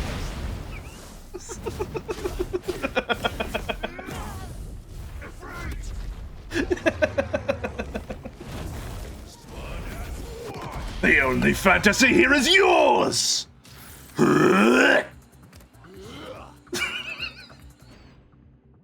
right, that's all. That's all.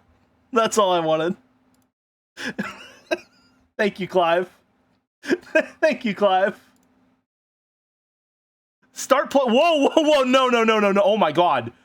Oh no. Oh no, we actually. Oh no, something bad actually happened. Hold on. We somehow managed to exit to the main menu.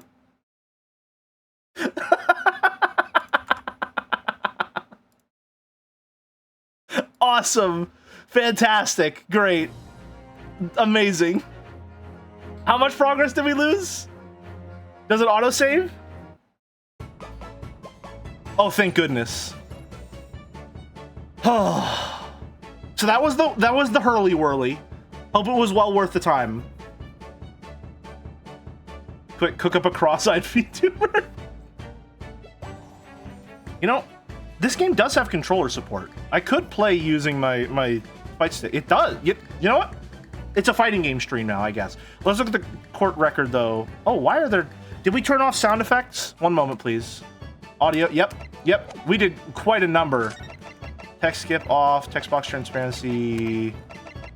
Wait time. Okay, that's all good and well. Okay. All right, we're fine. Let's look at the history on this one then, because we missed quite a bit here. And then we'll finish this conversation beat, and then we will take a break because we are due for one. Let's see. Oh, the color of the bloodstain has changed. There. Does it make sense now? Yes, I think I'm starting to understand. Good. It works on the principle that different people have different blood types, you see. Yes, how wonderful. The chemical it fires combines with the blood and makes it change color, so you can identify whose blood it is that you're looking at in a flash. Oh, what a fabulous invention, Iris. Isn't it? Isn't it? I bet Ginny would say it's bleeding great. -2 on that one. So, whose blood are we looking at then? Well, all the chemical does is turn the blood a different color, so... Just find someone whose blood turns the same color, and you'll know who it belongs to, in a flash! More like 2 flashes, really? Isn't it? 1 flash or 2, this could well turn out to be a very valuable clue. So we must make note of it in the court record. The blood sample has been entered into the court record. On the topic of fight sticks for non-fighting games, I've used a leverless arcade stick to play rhythm games before. It went surprisingly well.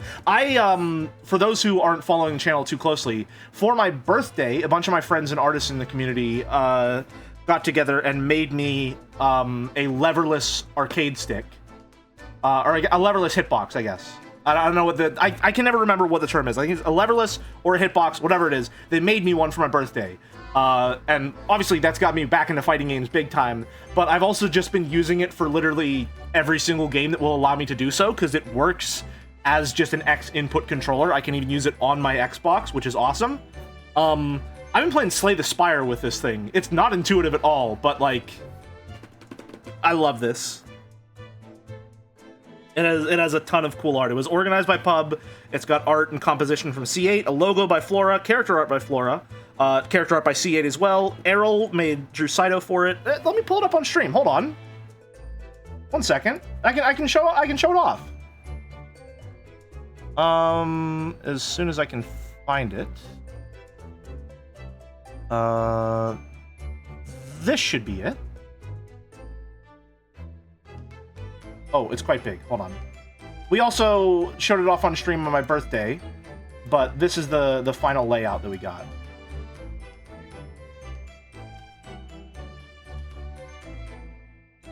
So massive, Jesus. Boom. There it is. So it's got C8 did the composition in the background. He also drew Jammy in the front and the bottom left, and Cyclops Chan in the bottom right. Flora drew the logo, and also Hex Chan up in the top left. Madison Bake drew Fia on the left, and Truck Chan, Purple Tractor Chan on the bottom right there with a little basket on her head, dressed like BB Hood. Errol drew Saito. Comet Otter drew Phyto. Lurf drew Somnium on the right there. And Meeple People drew Card Chan and Ruby there. But yeah, this is the layout that I have for my hitbox. Or my leverless. I love this thing to death. So thank you again to everyone involved. That is absolutely the coolest gift I've ever gotten, maybe. But I use it for literally everything whenever I can, for whatever reason I can find. And currently the reason is I got way back into Tekken, and it's really, really fun. Motion inputs are very difficult. I think I talked about this last stream. I love how you're the big dominating puppet master in the background, but also look cute as a button. It's part of my charm, I think. You know? I'm a big guy, but spiritually I'm a little guy, you know? Anyway, motion inputs are very hard because previously, I played with a controller, and I did all of my motion inputs using my thumb. And now, it's more of like a keyboard layout, which is what it's designed after, which requires me to use my, pretty much everything but my thumb, except for the up input, which is where spacebar would be. Forward inputs, or inputs on the left side of the screen, aren't very difficult. If I need to do a quarter circle forward, like a 2-3-6 motion, that's pretty easy. I just have to drum my fingers inward. The problem comes when I need to do backwards inputs, or I'm on the right side of the screen. Because then, what I need to do is I need to drum my fingers, rather than from pinky to index, from index to pinky. And I don't know if anyone has built up the muscle memory for that themselves, but me, I've never done that before. Any time I have ever drummed my fingers my entire life, it has always been outside to in. It has been pinky to index on both hands. So having to learn to drum index to pinky for very fast successive inputs has been very difficult. I love playing Tekken on this. That said, if I went back to Soul Calibur, my favorite fighting game of all time, I would probably play on controller for two reasons. One, movement is a lot more fluid. It's not as rigid, and the hitbox is definitely designed for precise, rigid inputs. And Soul Calibur has an active guarding system, which means that to block, you need to hold down a button as well. And it's a little difficult to hold a button and maneuver around the other buttons on the right side, at least for me. But for Tekken, this thing is awesome. Anyway, what were we doing? Let's keep testing and adding the results to any other blood analysis to the portfolio. Both the tall, suave lawyer and the anxious little furry creature. Exactly. I'm just a little... I contain multitudes. We gotta play the Avatar fighting game next month. I'd be down. It looks fun. I don't know who I would play, but it does look fun. As long as you have a reagent left, sure. Oh, how's this gonna work? Oh, it won't work. That's how. This requires an analog stick. Well, there goes that dream. I got into Guilty Gear with a laptop keyboard. Is this perverted? I don't think I would call that perverted, no. Given that a hitbox layout is designed to emulate a keyboard layout in some ways, like a keyboard is very precise, all things considered. It's not designed for it, but it works very well in getting you the precision that you need. I'm playing Zahir, and they haven't shown his moveset yet. Oh, I see. What else is there to investigate? Oh, I can just do both. I can just use the mouse to click around and look. Behind that door is the storeroom, isn't it? That's what Gregsy said.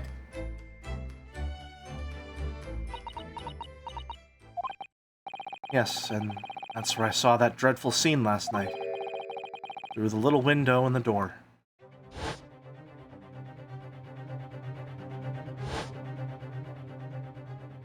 Uh-oh. Mr. Windibank, face down on the floor with Gina beside him. As the accused legal representative, you have the right to examine the scene, Mr. Naruhodo. We must make a thorough investigation. Yes, of course. And we will. Behind that door, that's the real scene of the crime. No, it's not, though. But it's not. It's not, and you don't realize it yet. You don't know. Don't worry. If there are any clues in there, I'll find them.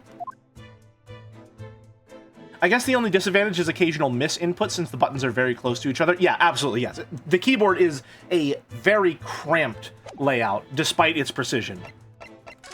New location has been added. We will move into that location, and then we will take our break.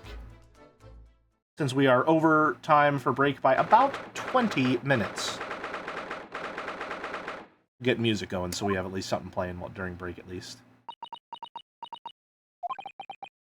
Poor Iris. She's clammed up completely. Iris is bound to find this difficult. After all, Mr. Winterbank's life was taken in this very room only last night.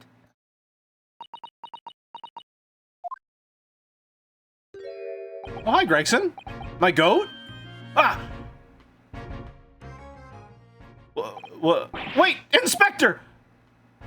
The music fading back in. What is it now, sunshine? You took one look at me and tried to run away. You think a Scotland Yard inspector would run away from some jumped-up little defense lawyer, do ya?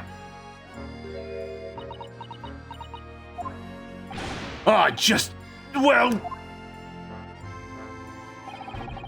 Never seen her ladyship looking like that before, is the thing. I didn't know what to say to her. You weren't running away from me. You were running away from a 10-year-old. I'm afraid this is all a little much for young Iris. Some gentle reassurance might go a long way, perhaps, Inspector.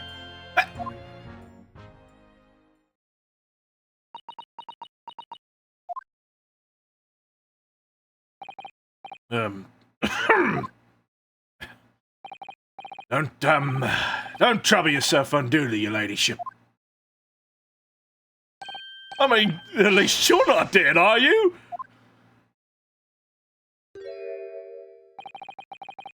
I don't think that went very well. Why? Look, I'm in the middle of an investigation here, Sunshine, and I told you not to get under my feet. And we have investigating to do ourselves. Yes, I'd like to hear more of what the socially inept inspector has to say. Oh, honey. And inquire into how Mr. Sholmes' operation is going. And that's where we'll take our break, with the goat on screen, chips well in hand. Just let that aside. Alright. So, if there's a mod here, please get that scran bet rolling. I'll be back in 5 to 10. Until then, see you in a few.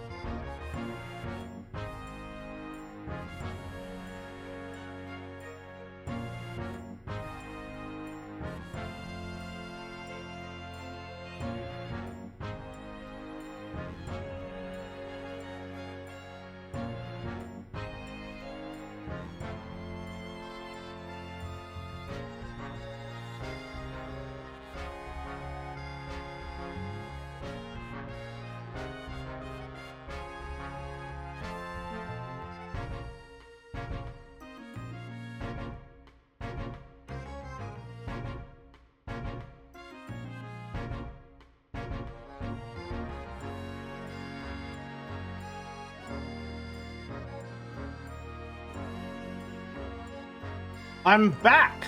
Hello. Hi, everyone. Hey, so... hear me out on this one. Explaining Metroidvanias to an American. Imagine a burger. Okay? There are some foods, I think, that need to be experienced sequentially in terms of toppings to be fully appreciated. Alright? I think that one does not fully understand the wealth, the worth of, for example, a taco, a hot dog, and a burger until they have broken it down to its base essentials and then slowly expanded their palate over the years to include more conventional toppings. Or perhaps even unconventional toppings. Cross-eyed tuber at your request? Oh god. You don't know! No! Let me get Chandel and Scrandle up. Was there a Scran bet made during the break? Doesn't look like it. Flash prediction. Choose outcome. Oh no, okay. Oh no, we're fine, we're fine, we're fine, we're fine, we're fine. There was one. Fuck no, Ari!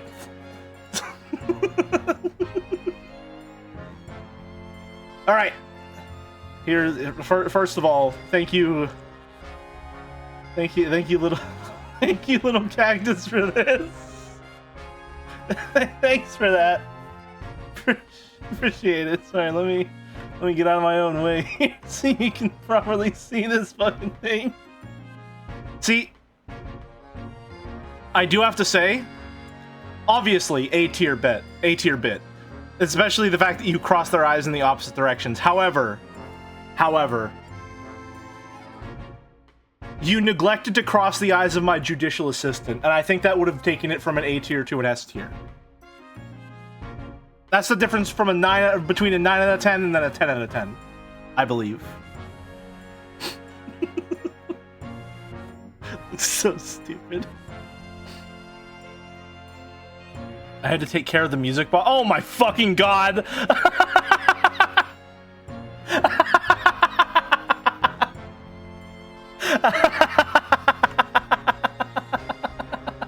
Hold on.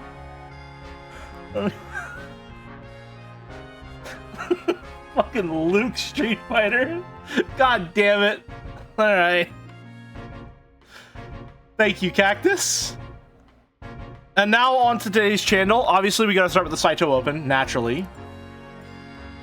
Oh, okay. It is 2025, less than 9. Is this Mosquito-chan? Not Astrobot. A one fan art Chandy from 2029, not Persona 3. Or from 2025, not 2029. Jesus. 2025. Oh, 2025 was last year? Yeah, last year. What am I? Never mind. Forget I said anything. A one fan art Chandy. Is this your mom? No. A two fan art Chandy. Interesting. Not from Umineko. Not Merrick. So a Chan from 2025 between January and April that's not from Persona 3 or Astrobot that's been drawn twice.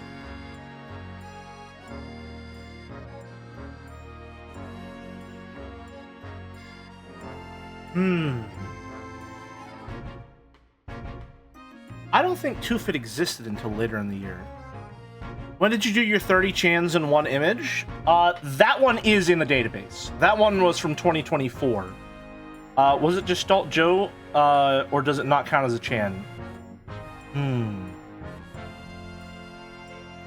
What games did Joe play at the start of 2025?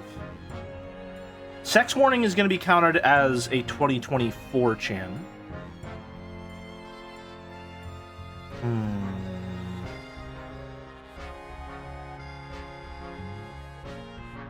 I never remember. I can never remember what those early 2025 games are. Astrobot. There's 9 souls, but that's Talus Chan's the only one, so it's not that because it's not Merrick.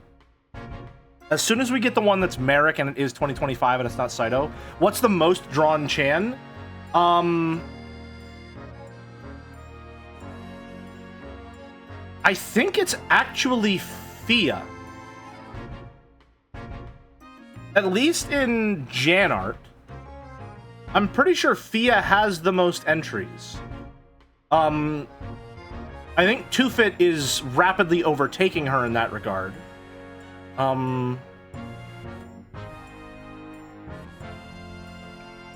Death Stranding, was that before? Hold on. No, it wasn't. It wasn't. Well, we've guessed 3. Give me a hint. Second letter of the Chan's name is I.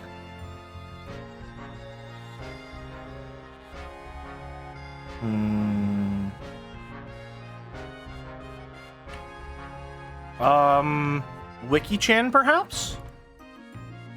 No, though that is 2025 with 3. Well, I'm having fun, Chan. Is this it? No, but that is 2025 and 2. God damn it! Damn it! This Chan is associated with the Gorgeous View collab. Is this Diplomacy Chan? This... Yeah, I don't... This is a Gorgeous View Chan original here. Who I still don't know the context of.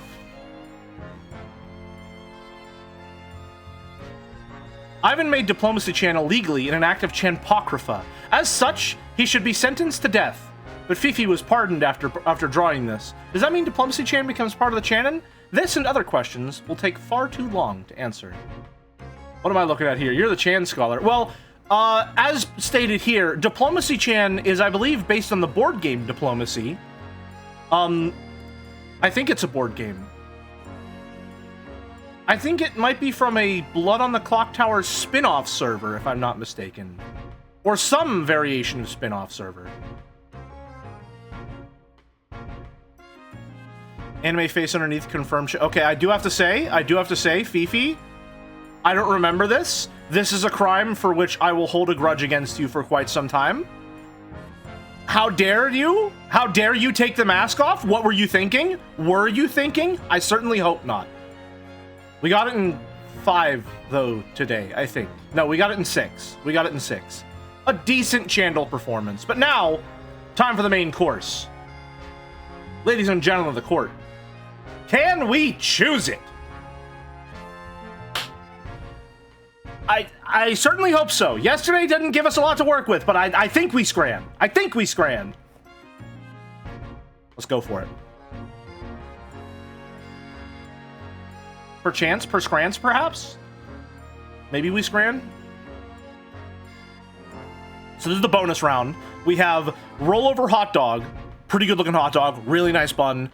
Toppings are perhaps a little overzealous. It's missing some minced onions and some relish. Perchance, perscrance. Which, by the way, that's what I was talking about. I think that in order to fully appreciate the majesty of a hot dog or a burger or a taco, you need to first grow up experiencing the basest elements of that. You need to be a picky eater and you need to be like, no, I only want ketchup on my hot dog. And then you get a little older and you're like, okay, I'll do ketchup and mustard. And then I'll do ketchup and mustard and onions. And then you get the full combo with the ketchup, mustard, relish, onions. And you're like, wow, it just keeps getting better and better. That's how I feel right now about burgers. Because I used to be only cheese and ketchup. And then I was like, okay, we can get mayo in the mix. Okay, we can get mustard in the mix. Okay, we can get some minced onion in the mix. Okay, we can get pickles in the mix. And that's where I'm at right now. Pickles are fucking awesome. I love pickles. But they have to be good pickles. Like McDonald's has really shitty pickles and they make me sad. Burger King's got good pickles, though. And my local burger joint has very good pickles. Anyway, the Take Me Out to the Ball game has caramel corn on it, so it wins there, obviously, but also it has aura and looks amazing. So I will take the sugar bomb. Thank you very much. I feel like it's right that we're having this scran with Gregson's theme in the background, right? Cheesy chips, no price data, or Donner and chili pie. The cheesy chips feel insulting. Right. Even though I'd still probably eat that. Sometimes, do you ever just... It's not the mold bacon, Jesus. It's going to be the shit from a butt, but it's not the mold bacon, Jesus. Oh my god. Ugh, you're making me choose? That's way too high. That looks nasty. Oh, on the other hand, this is a tough one for the exact opposite reasons. I think this wins because chicken, perhaps? Yeah. All right, nice. I forget what I was going to say. Gregson's theme feels appropriate for this grain. I think that's what I was going to say. A pie, a Twix, and a WKD. I think that's probably going to beat Vomit Pie. Yeah, that'll do it. That'll do it. This one rates surprisingly low. No, this one rates surprisingly high. This one looks better, though. Now I wonder what sort of channel music Jelly would commission. I'm really, really excited to show it off.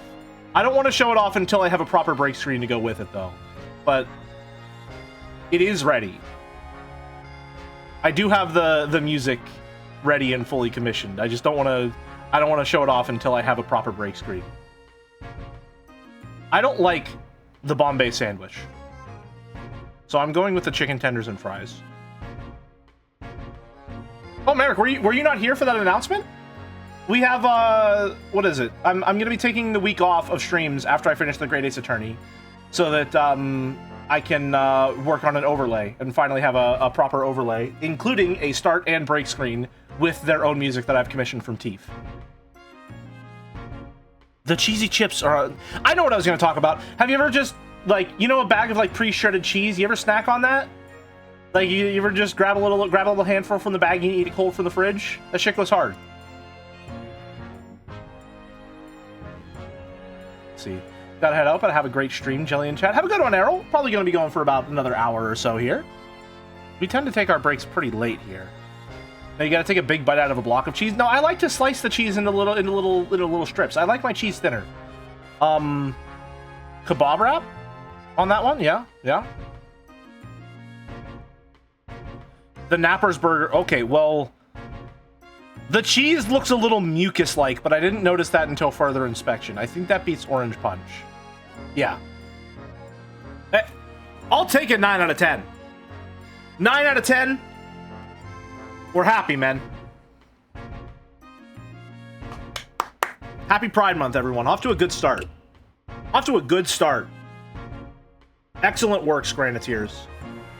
9 out of 10. And I lost it on the gross-looking bratwurst. Because the burger... I mean, because look at this. Look. It's got dandruff. Well, no. That's why I shouldn't have voted for the burger. Wait a minute. Yeah. It's got burger dandruff and the cheese is unmelted. I should have known. Even though this looks nasty. This just looks gross. This is not appetizing to me. But I don't know. That's personal bias getting in the way. I just don't like big slices of pepper and onions like this. It looks gross. Could have had a perfect strand. What a shame. What a shame. That's all for today. / prediction. Get that set up. Choose outcome. 9 out of 10. Alrighty.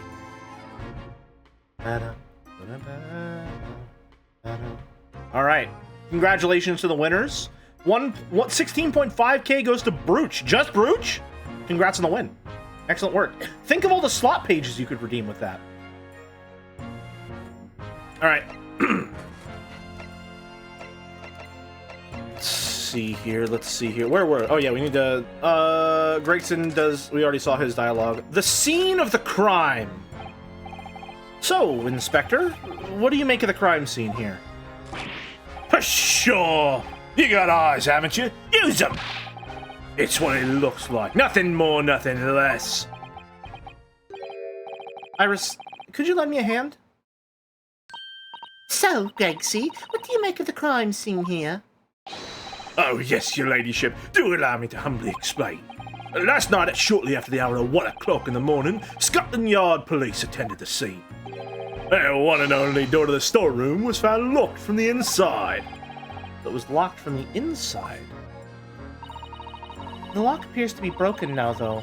Was that the police officers doing? Quite right, ma'am, quite right. We took the liberty of smashing the door in, as humbly as possible. Oh, As you can see, the victim was discovered prostrate on the floor, thuswise. Next to the aforementioned body, we discovered the vile gutter child. Are you talking about Ginny? She's my friend, you know, Inspector. Mr. Strahd, a hapless girl, was curled up on the floor, dead to the world. she's still alive, you know. Yes, when I saw her, she appeared to be unconscious. And I'm afraid to say, she had the gun that was used in her hand. No. Presumably, it's the gun that's still down there on the floor now. In her pocket, we found the key to the door as well. What? Sorry, that was Ryunosuke, but I guess he does anime girl voice every once in a while. What? The key to the storeroom? And you say the storeroom had been locked from the inside, Inspector? Correct. All of which leaves her ladyship's friend, in something of a sticky situation, I'm afraid. Obviously, my personal opinion is that it's all some sort of misunderstanding. Of course it is, Inspector. Of course it is. One second, just shimmying something real quick. Sholmes' operation. Regsy, do you know anything about Hurley? Is the operation finished? Is Hurley all right? Is he? The thing is, Don't mince your words, Inspector, please. You don't mean to say that Mr. Sholmes is... No, the operation's done and dusted. It's just that, Out with it! yes, ma'am. Use something called a general anesthetic. It's the latest thing. Renders the whole body insensitive. The whole body anesthetized? Is that even possible? It means the operation can be completed while the patient is fast asleep. Goodness. In the Empire of Japan, we can just manage to provide laughing gas for a tooth extraction. Trouble is, the latest thing isn't always the greatest thing, if you follow my meaning. They couldn't get the medication to work at first, so it took hours for him to nod off, so I hear. Now the off's finished, they can't get him to wake up, apparently. Oh my! No one knows if it's the anesthetic still in the system, or the bloke's just plain exhausted. But anyway, all they can do is stand back and watch until he comes round again. Hurley. Moment he opens his eyes, your ladyship, I swear I shall get word to you. What a surprise. Even in matters of life and death, Mr. Sholmes has to do things his way. Alrighty. What do you make of... this? Does this do anything? Inspector Grayson... Oh, you just hold A to skip on this. Nice, that's pretty convenient. Or do you? Hold B, looks like. On controller. Noted. Did we examine this yet? Oh, okay, we're gonna find multiple. Noted. So let's examine the blood here, see what's going on there. Police have marked the position of the body with a chalk line.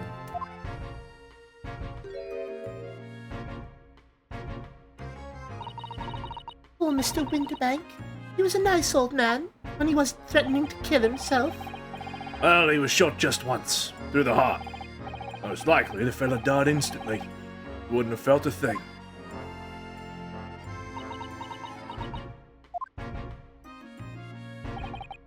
This must be his blood, then. I don't like to ask at such a wretched time, Iris, but I wonder if perhaps... Don't worry, Susie. I'm ready for action. Yay! Crime scene investigation, yay! Oh! Interesting. So, now we know the color the chemical turns when it reacts with Mr. Winterbank's blood. Not what I was expecting. And it doesn't match our analysis of the blood stain we found in the main shop. No, but let's add this sample to the others we've already collected anyway. So that's how Danganronpa did it. Yeah, that's the same joke I made, Merrick. Here's the gun. This is a revolver. A real one! And quite possibly the murder weapon used to take Mr. Winterbank's life. What's the matter, Susie? You and Runo look like you're about to faint. Well, it's just that I've rarely seen a gun in the flesh. I've had issues with guns in the past. I have bad memories of fish. But anyway, we saw Mr. Winterbank with this yesterday, didn't we? Yeah, when he was pointing at his fucking... Yep, yeah, that's the gun. I shall have to take my own life. Must be the same gun. Unless, last night, when I looked through the spy hole in the door to the storeroom here,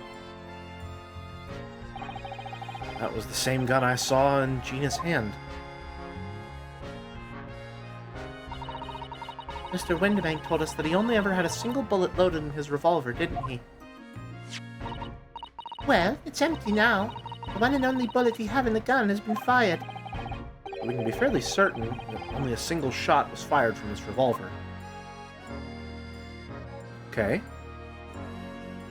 What's the open case? Out of all the articles in this storeroom, this is the only thing that shows any signs of being ransacked. What is it, Iris? That's the box file that my manuscript was being kept in. Oh. Iris's unpublished story, Hound of the Baskervilles. Surely that's not what all this... Hello, Walrus Raiders. Welcome, welcome. You just caught us after our break for once. Hope you're having a good one. What were you folks up to? Still an FMV month? Whatever it is, I hope you're having a good time. Sorry, Iris, but if you ask me, he sold it. Without telling you. We are out of FMV month. Congratulations on escaping. We must check inside the box at once. Yes. I'm currently in voice actor heaven, perhaps. Not quite hell. I'm having a good time. Ah. I saw Labubu Jelly running away from Winterbanks with their clothes soaked in blood the other day. Do you have evidence of this? It's technically not FMV month, but we are playing an FMV game for unrelated reasons. Alright, well, I hope it's a good one then. What roundabout, perhaps? It was there. Iris' story was there. Really? It was? Well, that's good news, isn't it, Iris? Yes.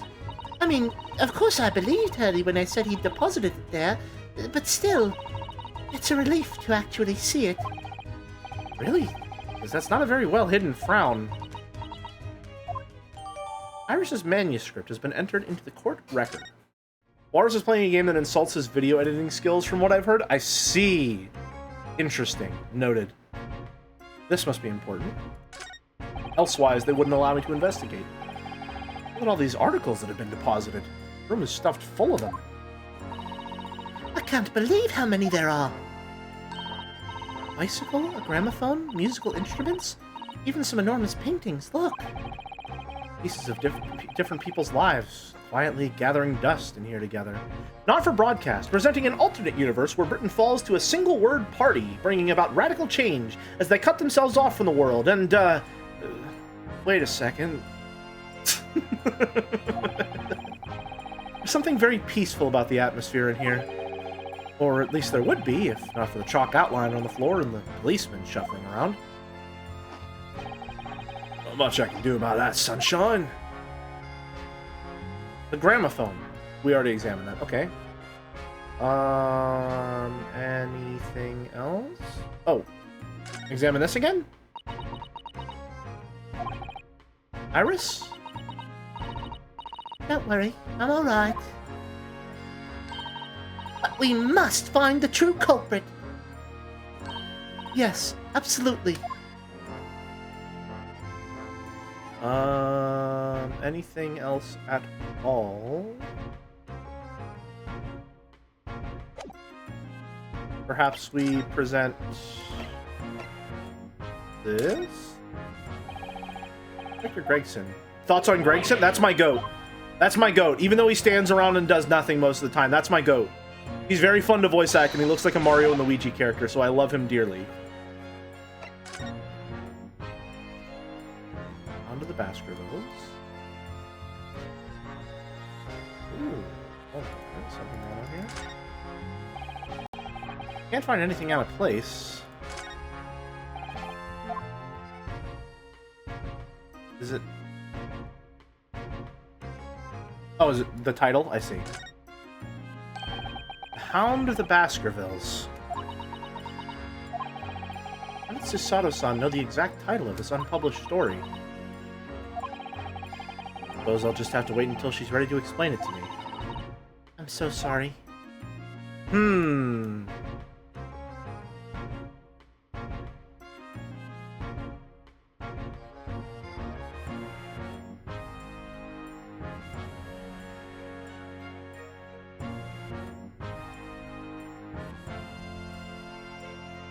If we examine it again, is it different dialogue? Oh, okay. So nothing we can see about that yet.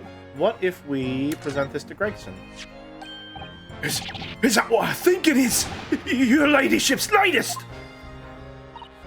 Yes, my latest story. It's called The Hound of the Baskervilles. A most fascinating title, your ladyship. Fascinating! And, I don't suppose, would there be any mention of my humble self in the tale this time?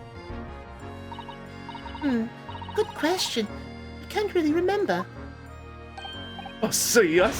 Well, why would you, your ladyship? I'll just await its publication with eager anticipation. You needn't worry, Inspector. I'm sure if you do appear, you won't be doing anything particularly remarkable. You're looking to be arrested, Sunshine. I didn't mean it like that. And even if I did, you wouldn't have bitten her ladyship's... And even if I did, you wouldn't have bitten her ladyship's head off, would you? Very fun change in demeanor there. He's just a fun character to voice act, man. He's very dynamic in his expressions. Let's see. Anything else? I don't think so. Wow, we have a lot of locations. Oh no, it's just the list loops were okay.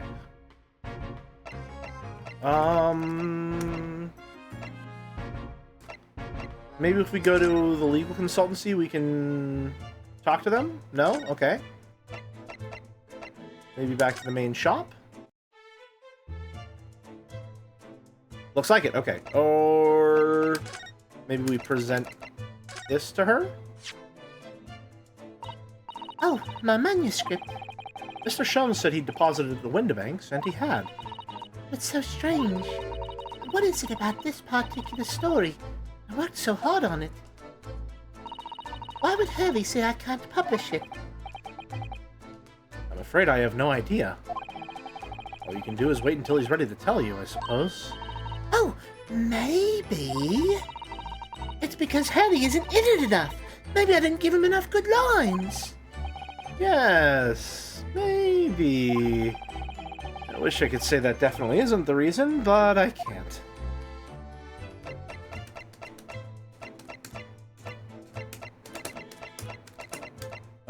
What about the blood samples? The way you can identify differences in people's blood like this is amazing. You really are a genius, Iris. I know. I am. If Hurley and I put our minds to it, we could really shake up Britain's chemists and alchemists. When the Goatson speaks, you have to deploy all your voice acting experience like you're in an audition. There's no other way. Exactly.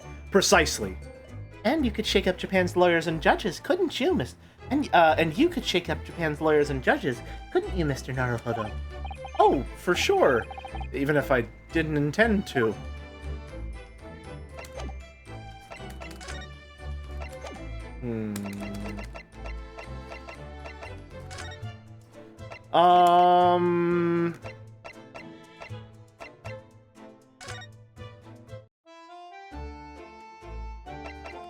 Horse?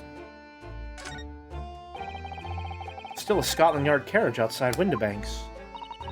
Never imagined we'd be investigating a case so close to home. Poor Iris. Very upset by all this. I'm sorry. I was there. Should have done more. None of this is your fault, Bruno. So please, don't apologize. But it's the criminals who are to blame for all this. So let's investigate and work out how to catch them. Yes, you're right. Off to... Is there anything over here?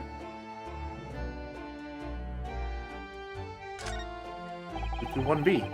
It's already been 2 months that we've been taking lodgings here at Mr. Shelm's office. Still can't quite believe it. Never expected things would turn out like this. When Hurley comes back home, let's have a big party. It's a great idea. I'm sure it won't be long. Mr. Shelms is very tough. Yes. Okay, Backseat Brigade, where am I headed next? Did I miss something in the storeroom, perhaps? Did I need to present the blood findings to Gregson, maybe? Nope.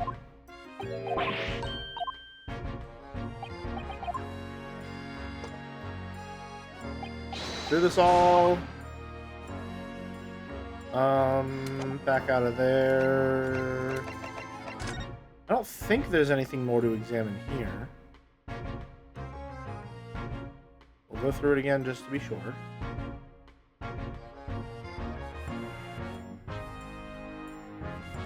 Nothing's poking out, as it were. Getting the manuscript is something. I feel like since we have that, we need to go and show it to someone.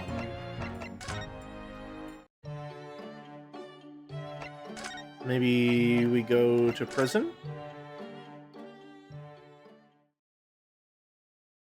Oh, I guess so.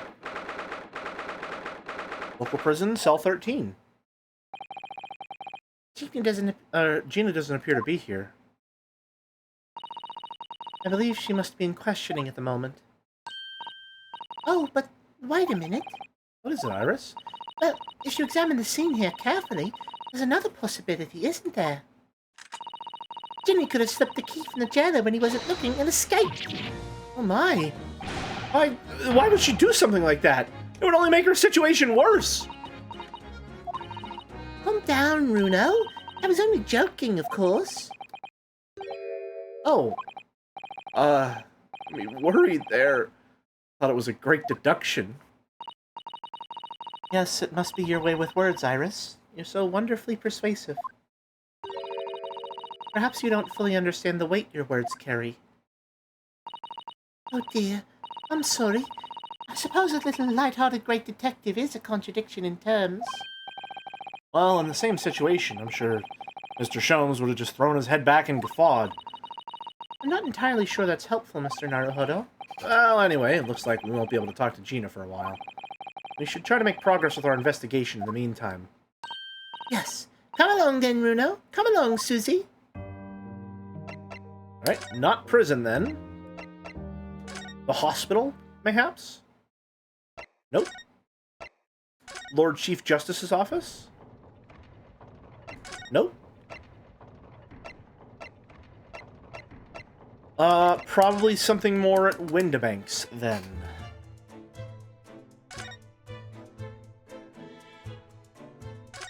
What's all this then? That ledger that's open on the counter there really is enormous, isn't it? Must be an awful lot of work to keep track of all these hundreds of items to pawn. It's too much to think about. Better to sell it all and have a clear head, if you ask me. But clearly Mr. Windibank was very careful when it came to articles in his care.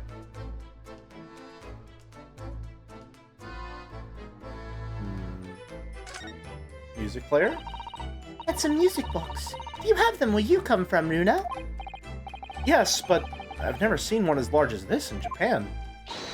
Oh, well, this will be a treat. Shall we have a listen?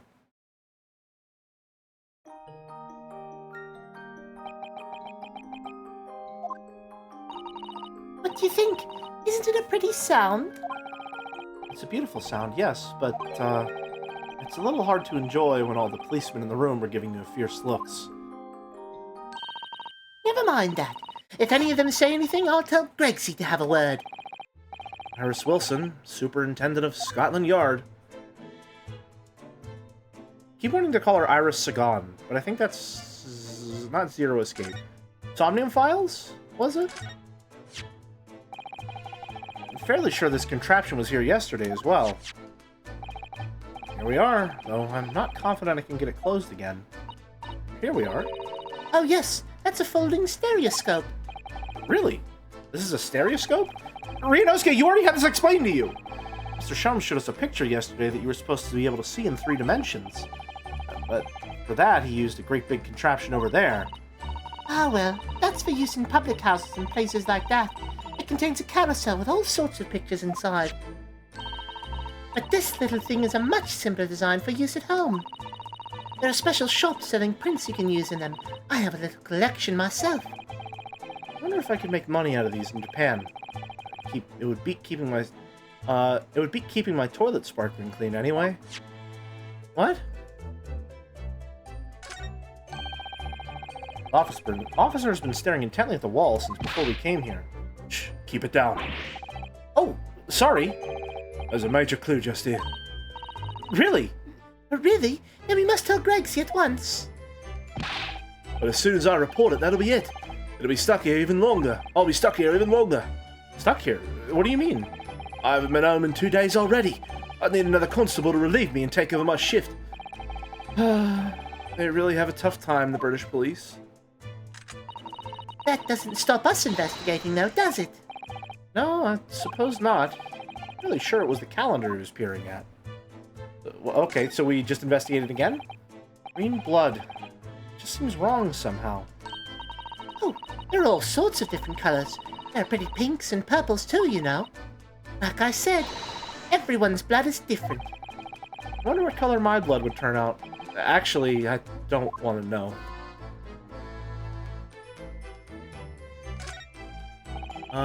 Three golden balls. That's right. That sign shows the shop is a pawnbrok'enry. Like your armband. A bit like your armband shows you're a defense lawyer. And what's the significance of the 3 golden balls? Does it have some special meaning? I expect Hurley would like to answer that question when he's back from the hospital. You mean you don't know? Where's the camera? Where's the camera that Sholmes installed? Where is it? How do we look for that? Can we not see it because it doesn't want us to look at it or something, or? I'm not sure where to go now. I feel like I've investigated everything there is here.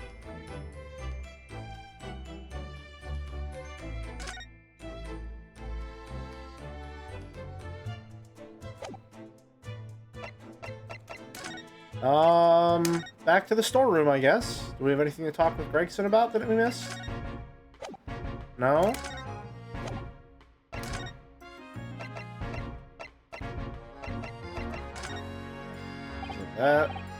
Inspector, what do you make of this? What have we here then? Redemption ticket for an article deposited here, is it? Looks like someone ran out the office stationery and wrote the ticket on whatever paper was to hand. Yes, this is a ticket from Mr. McGilded's overcoat. One that little diver turned up with yesterday. Oh, actually, no, it's not. Really? Think you know better than me, do you? No, I didn't mean to, Bruno's right, Gregsy. It isn't the same ticket.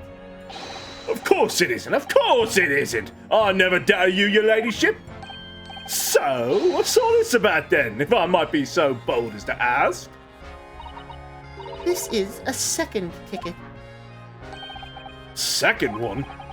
It seems that Mr. McGilded, in fact, had another article in storage here at Windibanks. Is that right? I think we need to discuss this further with the inspector, Mr. Naruhodo. Oh, good. Because he's ever so easy to talk to. Okay, gotcha. The second redemption ticket.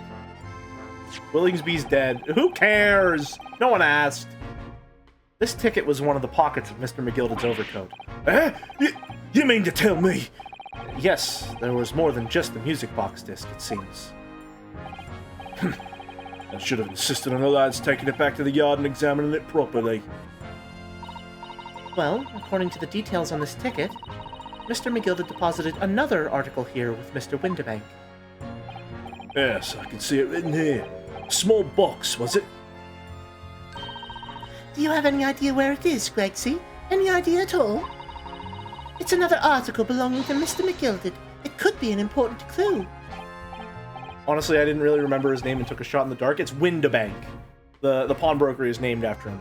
Well, yes, I suppose it could be. Please, stop looking at me with those big turquoise eyes all full of hope and expectation. It's too much pressure. I'll lose my marbles, I will. I'll go barking. This is no time for dog impressions, Inspector. That's enough sauce from you, sunshine. There is one thing that springs to mind. According to this ticket, the redemption deadline's already passed, hasn't it? Oh yes, of course. Articles are only held for 2 months. So the small box will no longer be in here then. That's right. It's been forfeited. Which means it could be on the shelves in the front of the shop, where the forfeited items are offered for sale. Yes, the shelves in the front. We must search them at once. You're wasting your time. Oh, There are dozens of little boxes out there. Hundreds, even. We can't possibly know which one might have been McGilded's. That information's not written in the ledger. well, I think we should at least have a look, just in case. Of course, your ladyship, of course! Very sensible of you, I'm sure.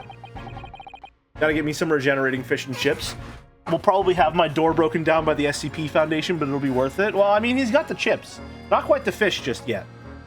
Although he does run into a lot of fishy people on the beat. Perhaps that's how he supplements his diet. This is getting old. Alright, back to the lobby, as it were. The main shop. To investigate boxes. It's probably this box that I've been wanting to investigate the entire time I've been here. He doesn't? Isn't that big breaded thing the fish? No, I think that's one big chip. Yes, this is where all the items that have been forfeited by their original owners are offered for sale. That's right. They've all got little price labels on them, but there are so many. I wonder if the small box this ticket was for is still on the shelves somewhere. Box that McGilded deposited here just over 2 months ago. Even if it were, finding it promises to be very troublesome indeed. There are so many boxes. It could be any one of them. Mr. Shelm said that the pawnbrokers was the safest place to store anything. More secure than a bank's vault. Though perhaps this small box of Mr. McGilded's contains something of very great value. Well, if that's the case, he'd probably have kept it locked. So then, we need to find every box with a lock and break them all open. Hi-ya! That sort of misconduct would get you arrested. I won't let that happen. Ah, this takes me back. It's been some time since Sasato-san last threw me.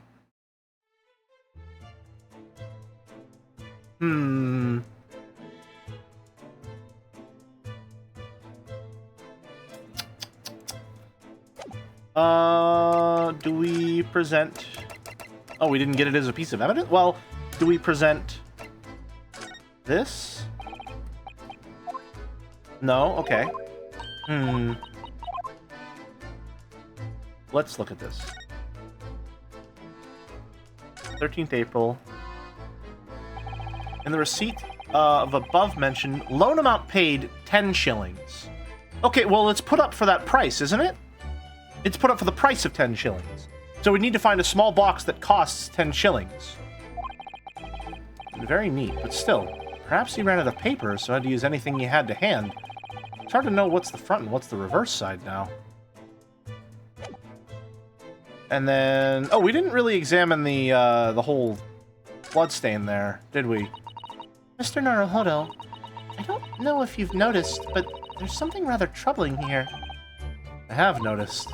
The red smear, you mean? Yes. Looks like blood, doesn't it? I wondered if Susada-san had picked up on that. Well, in that case, yes, we need Iris. We should show this to her before we forget. Ooh. Okay, I didn't think about it like that. Gotcha. So we show that to her then. Oh, that looks like blood. I would say it's from a gloved finger. Almost certainly a glove made of leather. Well, don't worry, Runo.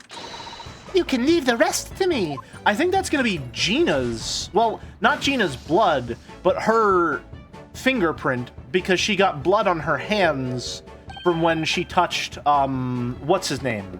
She got blood on her hands from when she touched, Thrice-Fired Mason's, or was sitting next to his body, and that was specifically mentioned whenever we visited her in prison, so it's probably relevant. Ergo, this is probably the ticket that she used. Well, it would have to be the ticket, because this one's for the coat, but that's the ticket that she got, because that's going to be Thrice-Fired Mason's blood. Look at that. Yes. Yes, that's a color we haven't seen before, isn't it? We simply must add it to the portfolio of blood samples. It could be an important clue. Although, it would be nice to find out whose blood these different colors correspond to at some point. Well, this particular stain of blood... Oh, you've had an idea, haven't you? Do you know whose blood this is? I think I do. Yes, I have an idea whose blood it is. Not from the color it turned, but with a little deduction. That's right. I think it's clear. Iris, do you know as well? You first, Runo. Who do you think it belongs to? Alright. I believe that this is the blood of Thrice-Fired Mason. Thrice-Fired Mason. Thrice-Fired Mason? You don't sound very sure of yourself, the way you trailed off there. Well, it was 2 months ago now, that case. And of course, I'd never met the victim, so I'm struggling to remember his name. He was definitely thrice-fired, though. Victim of the omnibus case? Yes, his name was indeed Mr. Thrice-Fired Mason. But that would mean that this bloodstain was left on the ticket 2 months ago. Yes, I think it was.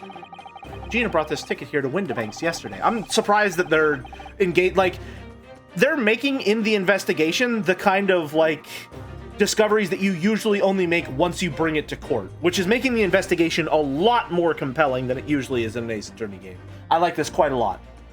I'm suggesting that the bloodstain was already on it at that time. So it's a smear of blood from the time that Mr. Mason was killed 2 months ago. Something else is coming back to me now.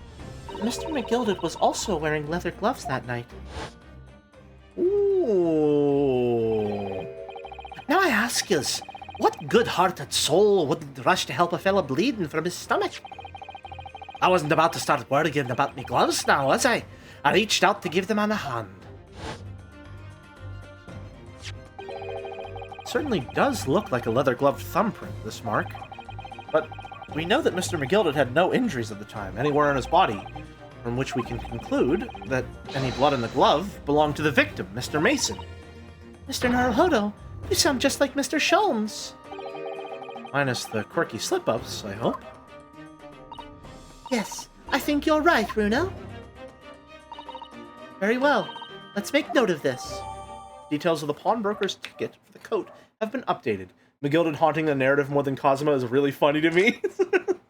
I'm glad I've got that voice in my back pocket at the ready, though. Just shooting from the hip with that one. It's quite nice. Oh! Ah! I nearly jumped out of my skin there! How could Mr. Windibank set such a wicked trap? I doubt he set out to scare anyone. Did the camera take a picture? Is that really the time? I think perhaps we should pay Gina another visit soon. Oh? Our trial is tomorrow. We must establish whether or not you will be defending her. I think we should ask her one more time. She may have changed her mind. All right, if you say so. Don't you remember, Runo? You told her she could rip up the representation papers if she didn't want you to be her lawyer. Really? Did I say that? Yes, you did. The deadline for submitting the paperwork is fast approaching. In that case, we'd better hurry back to the prison and talk to Gina again. Off we go, then! To prison!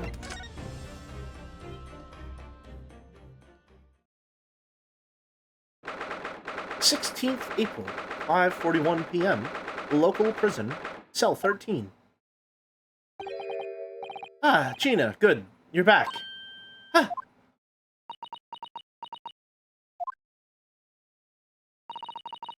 The police must have finished questioning her then. Oh, how was it, Ginny? Was it awful? Didn't bother me. Thank you for the papers you signed before. It meant we were able to investigate it at Windobanks. Oh, right.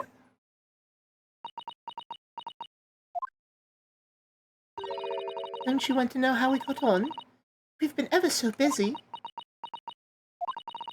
What's the point in asking? Won't change what everyone's saying. I did it. That's not... Gina, we came to ask for your final decision. What decision? About tomorrow's trial. Will you let me defend you or not? I must submit the paperwork now if you'd like Mr. Naruhodo to represent you. Right, I see. Really lost her fight all of a sudden. But I know what that feels like. Worry is just so hard to bear. What we've uncovered.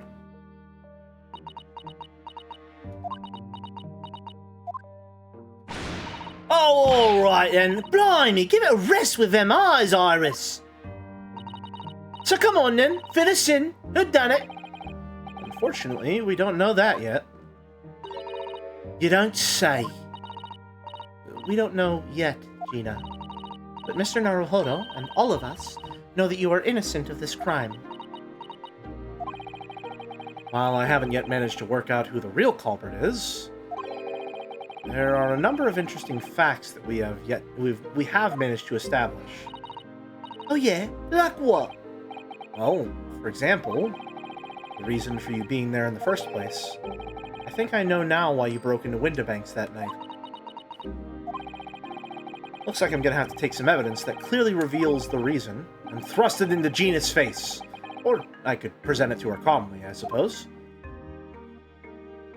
So I guess we'll do that now, for the pace of the conversation, as it were. We found this in Mr. Windobank's storeroom. The manuscript of Iris's latest story. Oh, right. Well, that's good then. Curiously, the storeroom at Windobanks showed no signs of being ransacked for items of value or the like. With one exception. The box file that housed this manuscript. It was you, wasn't it, Gina, who broke open the box containing this manuscript last night? Eh? You were determined to find out whether or not the Hound of the Baskervilles was really there. That's the real reason you broke into the storeroom last night, isn't it? Oh! That's a new sprite, I think. Why don't you tell us what happened? Please. There we go. Oh, I didn't know it brought me right to the menu. Okay, cool. We'll do that now then. Alright, yeah, it's Baskerville's story. It's the latest Shones adventure, right? But it ain't been printed yet. So I figured, it's got to be worth a fair few pieces of silver, right? Oh yes, at least £5,000. What? So, you intended to sell Iris's manuscript, did you? Sell Iris's manuscript, did you? No, Ginny, how could you? What? Wait, no, hang on! Of course I weren't gonna sell it! All I wanted to do was find out if the manuscript or whatever you call it really was there or not. That's the only reason I was in the place. For Iris's sake. Isn't that right? We knew why you'd done it from the start, Gina. Of course we did. But I knew you wouldn't do anything mean like that, Ginny. I just knew it. Well, I saw the manuscript in the storeroom. It reminded me of what you said the night before. Grown-ups do a lot worse than that, believe me. Barefaced liars, a lot of them. You just ain't realised it yet. She's another character who's fun to voice.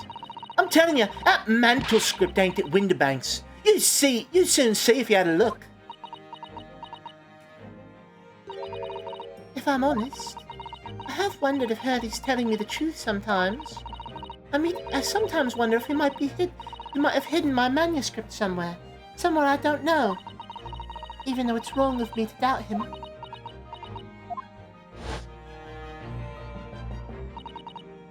Oh, Ginny, that was so sweet of you. Alright. I'll tell you why I did it. Just stop looking at me like that, Iris.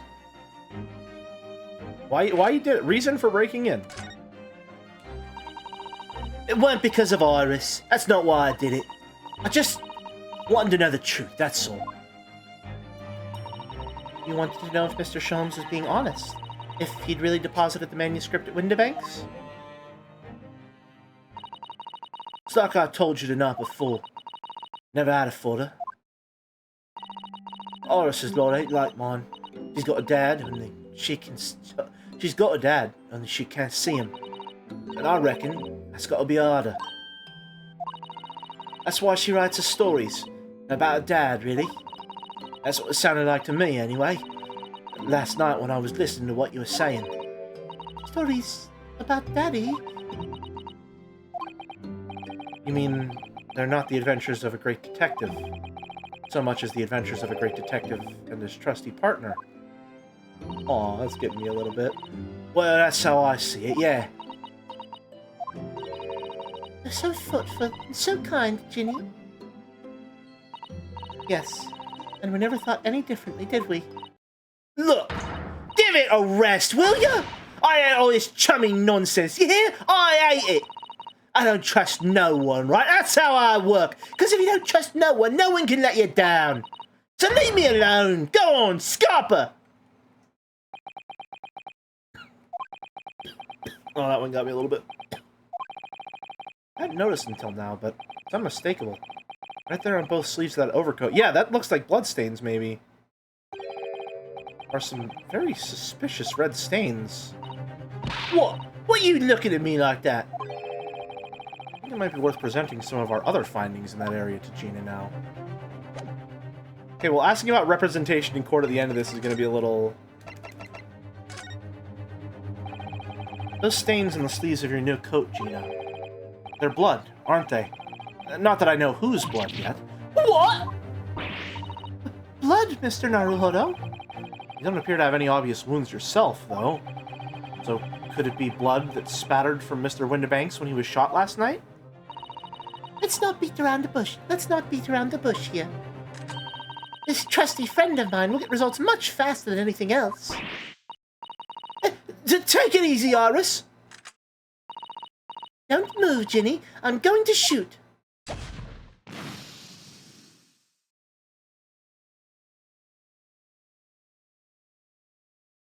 Ooh. Oh my! What the... Forget the sleeves. The whole coat is covered in blood. Of course. Black color of the fabric is masking the stains. That's why we haven't seen them until now. The blood has reacted with the chemical to turn a purple color, which matches one of the samples we've already collected perfectly. Yes, now let's see. Who had the purple blood? Aha! Yes, it was the brickmaker, Mr. Mason, the victim of the murder case 2 months ago. No, that's not true. Hold on, sorry. Incorrect. One moment, please. It was? It was! Huh.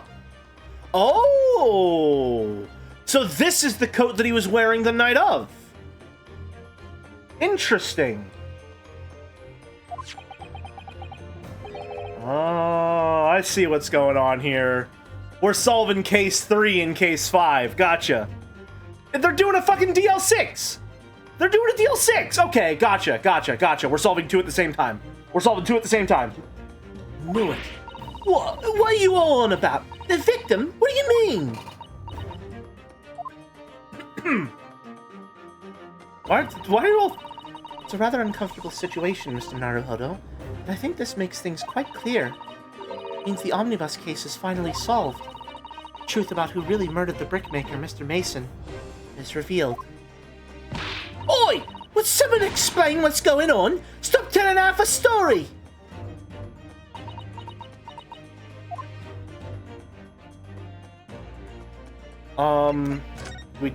The truth of the omnibus case. We can see now that the victim's blood is all over Mr. McGilded's overcoat. But in the trial 2 months ago, the defendant said this in his testimony. Now I ask yous, what good-hearted soul wouldn't rush to help a fella bleeding from his stomach?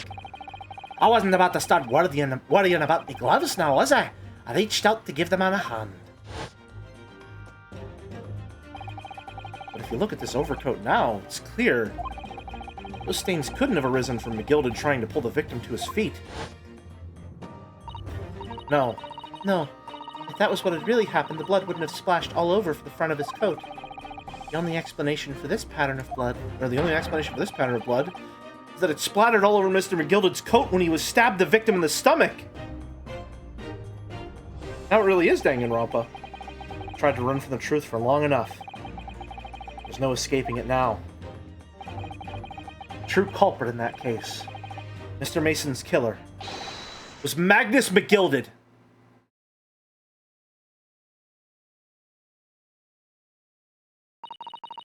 Mr. Naruhodo. Horrible case is solved at last. And I helped the man walk free from that trial. I used all that twisted testimony and all that sham evidence to prove his innocence.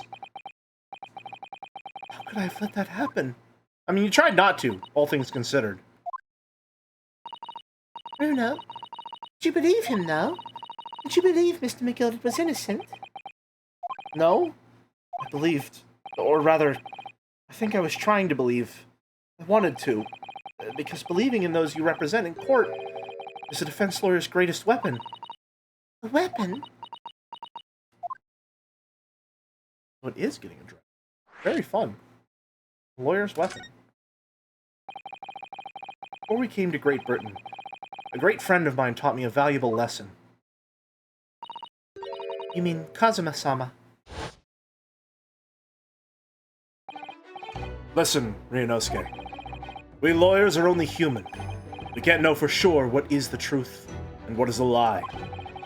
Which is why we must resort to our primary weapon. An unwavering belief in our clients. That's all we really have. Unwavering belief? Only when we truly believe in what our clients tell us can we fight with everything we have for their cause. In any battle, there can be no victory without faith. So I believe you, unwaveringly. Good flashback. What's funny, Gina? Cool. Sounds like in this Empire of Japan you come from, everyone must be soft. Well, come on. Look at the mess it's got you into, believing in that bog trotter. Yes, I inadvertently helped a murderer walk free. Well, at least you've learnt your lesson now, eh? Believing in people's never worth it. Someone always stabs you in the back in the end. Soon as you let your guard down, you've had it. Take a leaf out of my book. Believe no one, get hurt by no one. Gina, may I ask you something? What? I'd just like to make absolutely sure. What would you like us to do with these representation papers for tomorrow's trial? How many times do I have to say it? Rip them up and chuck them away. Are you really sure that's what you want? I bet that's what he wants all. I bet that's what he wants and all now. Mr. I'm a believer lawyer over there. Don't forget it was me in that trial 2 months ago. I led everyone up the garden path, didn't I? And you're telling me I can believe... You're telling me you can believe in me after all that? Not likely. Well, Mr. Naruhodo? The lawyer's primary weapon is an unwavering belief in his clients. Ultimately, it comes down to whether or not I feel I can trust Gina after everything that's happened. I trust her. Yeah. Gina, let me say it again. Please allow me to represent you in tomorrow's trial. Eh? Are you half-baked? Not at all. You've not once admitted to committing the crime, have you? What's more, I believe that you're telling me the truth. Seriously, Mr. Narrow Otto. Didn't you hear all what I said before? I'm a born liar. Fibs just trip off me tongue. And I'm a diver, don't forget. I pulled the wool over your eyes 2 months ago and got you into all sorts of trouble. Why would you ever trust me now? I just don't get it. Gina! Sorry, it's ruining a really good moment, actually. I do understand why you chose not to put your trust in others. But I assure you, there's more to this life than you yet realize. What do you mean? The world we live in is full of people who would do very well to trust. People who won't ever let you down. Eh? True that I'm just a student of law, and I'm certainly lacking in courtroom experience. But I can promise you this. Whatever happens, until my very last breath, I'm completely on your side.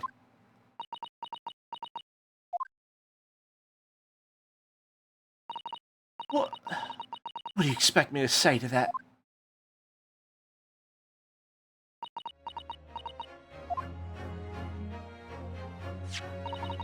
Then it's decided. I will take these papers now and carry out the necessary preparations for tomorrow's trial. It would be a shame to throw them away now after it's been penned with your name so beautifully. Do what you like. You Eastern Law. I don't know what you are. I don't get you. All right. Gina's taking herself off the back of her cell. She'd never admit it, but I hope she's feeling relieved. It turned out all right in the end, I think.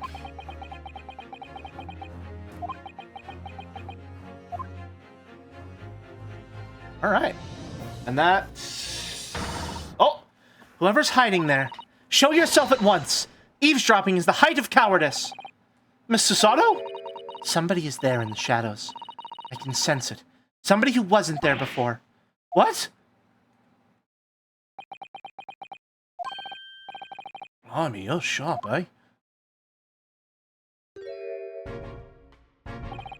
I suppose you were using one of those mystic Japanese arts. Not the art of stealth I've heard so much about. If anyone was being stealthy, it was you, Inspector. Rexy! Oh, dear me. I'm most terribly sorry, your ladyship. I didn't mean to startle you. How long have you been listening to our conversation? Good grief! Listening in? No. I just got word that there were some visitors who were refusing to leave, even though it was after hours. I assure you, your ladyship, I only just arrived. This very minute, not a moment earlier. That's all it is. Nothing untoward. Nothing at all. After hours? Is it that late already? So then, I'll humbly excuse myself now, your ladyship. Ta-ta, toodaloo, cheerio, all the best, bye, by and by.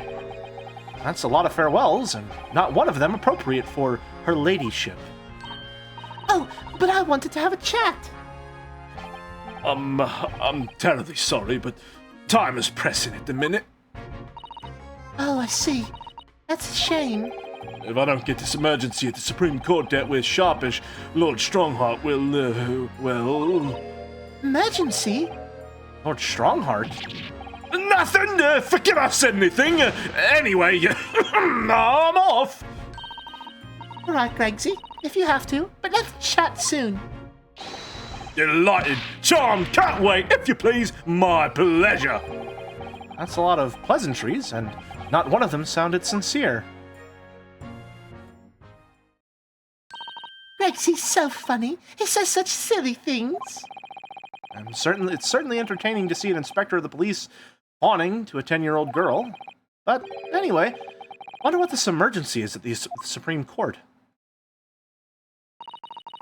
I must attend to the court clerk's office now before it closes. Yes, of course. Thank you, Mr. Sato.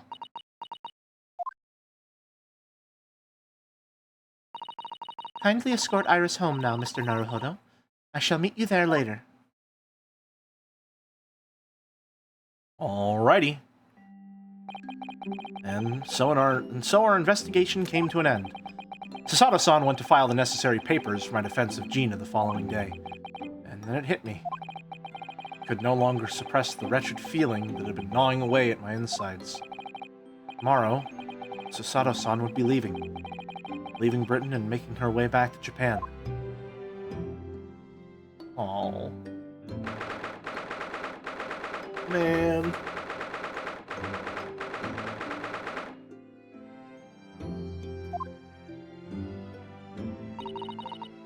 Naruhodo-san! It's been a very trying day, hasn't it? I do hope you're not too exhausted. What about you, Sasato-san? Today has been even more trying for you, I'm sure. Sholmes was shot before our eyes, Gina was arrested. All in the back of that, the news that her father has fallen ill, and she must return to Japan at once. I hope your father recovers soon. Thank you for your kind words.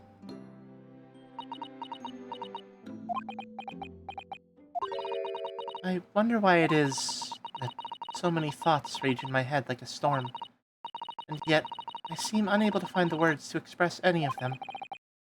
I know exactly what you mean. Anyway, I have one final task to complete as your judicial assistant. Once that is done, I shall make preparations for my departure tomorrow. One final task?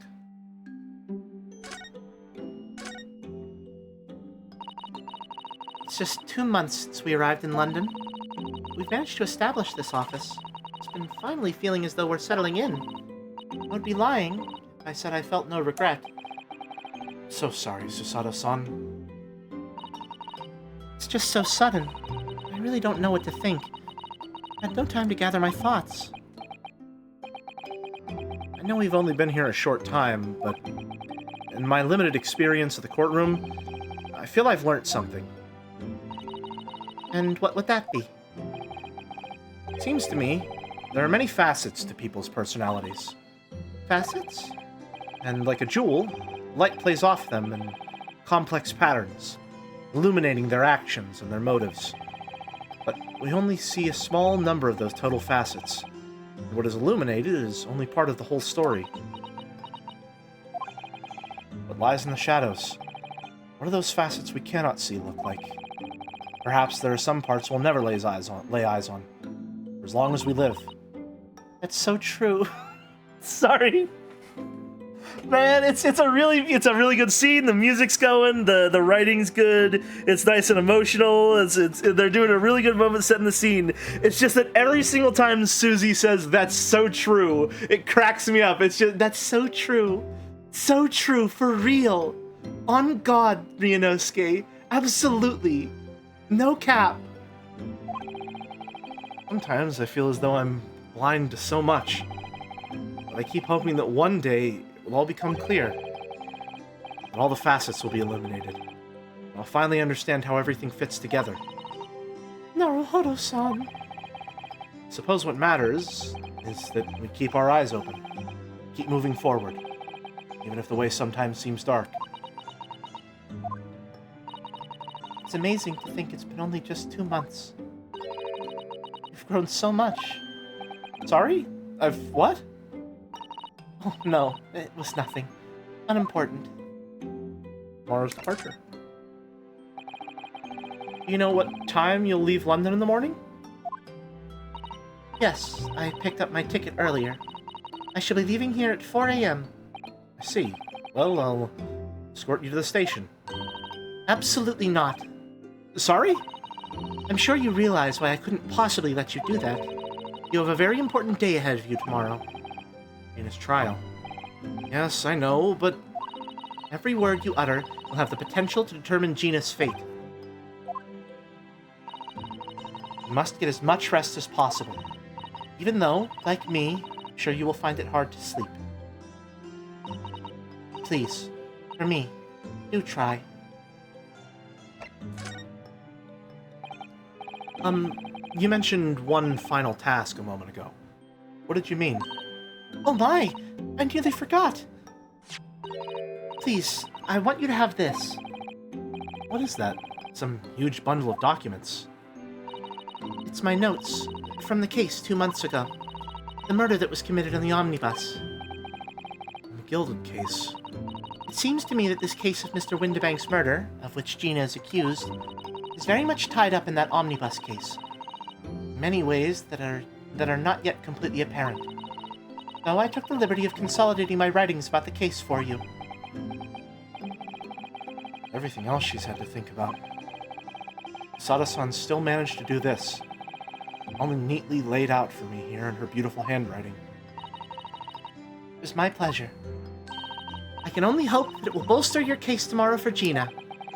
Thank you so much, Susato-san. Do my best to use it wisely.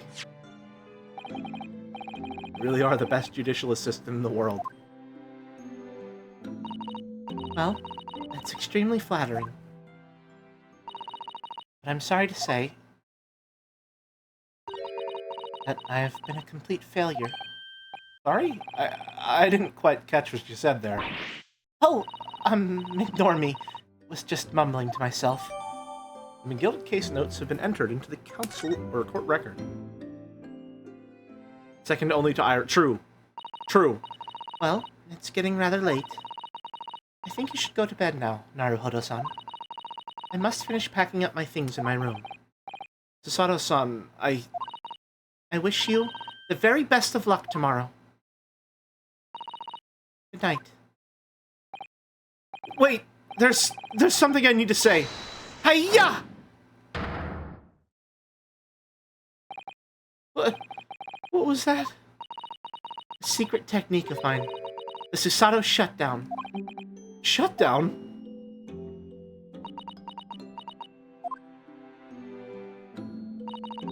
Please, I implore you. We have to voice our goodbyes. I won't be able to hold back my tears.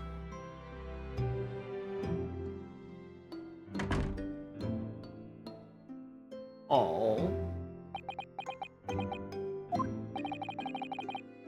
Yes, the Susato shutdown. I hold down your power button for 15 seconds, rendering you completely inoperable until a full restart is performed. Susato-san.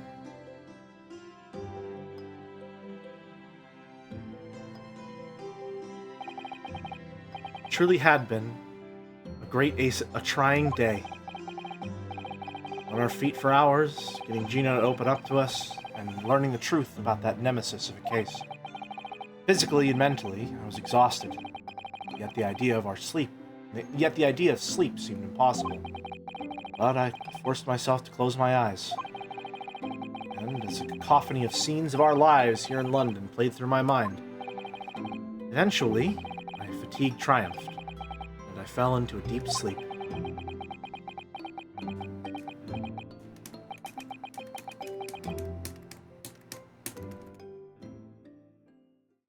Off he goes. Dun, dun, dun, dun, dun, dun, dun, dun. Oh, no save point? Okay, interesting. 17th April, the small hours. St. Sinners Hospital, Ward 3. Yes, I quite understand.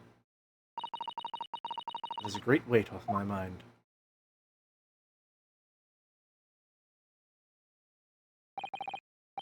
Rest assured, I shall put everything in place, exactly as we have discussed.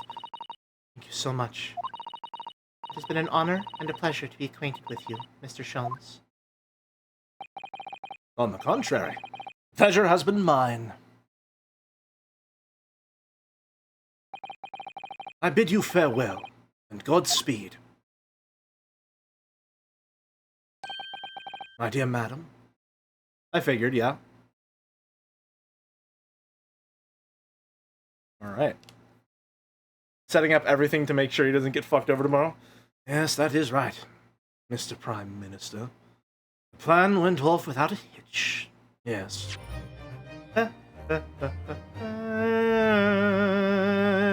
And And we'll call it there. It's a little early. When did this happen?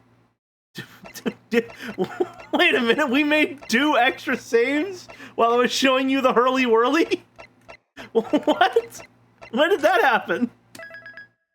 Anyway, that's going to be all today. We're running a little short there, but this feels like a really solid stopping point, and I don't think we're probably going to hit another one within a half hour. So it'll be a little short. We've got 2 more streams this week anyway, so we'll do what we can. Shishisato shut down your 15th save. All right. Hope everyone enjoyed. Seems like everyone was, if nothing else, listening very intently. Hope everyone was having a good time. Is there anyone live that we can raid? Let us see. Allison is live. Let's raid her. /raid. And not show us your Venseeks. /raid. Allah Sindera. Oh, Topi is live? Let's raid Topi then. We don't get a chance to do that. Top_lettuce, right? Is that right? Let me make sure.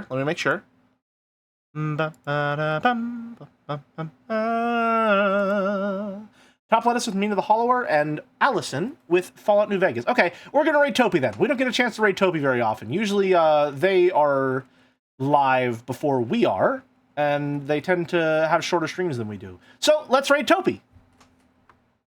/raid top lettuce. Thank you very much for watching. I will be back tomorrow with the courtroom section of the 5th and final case of the Great Ace Attorney 1. Wow, a lot of you stuck around from the raid. Happy to see it. Until next time, folks, have a good one. See ya.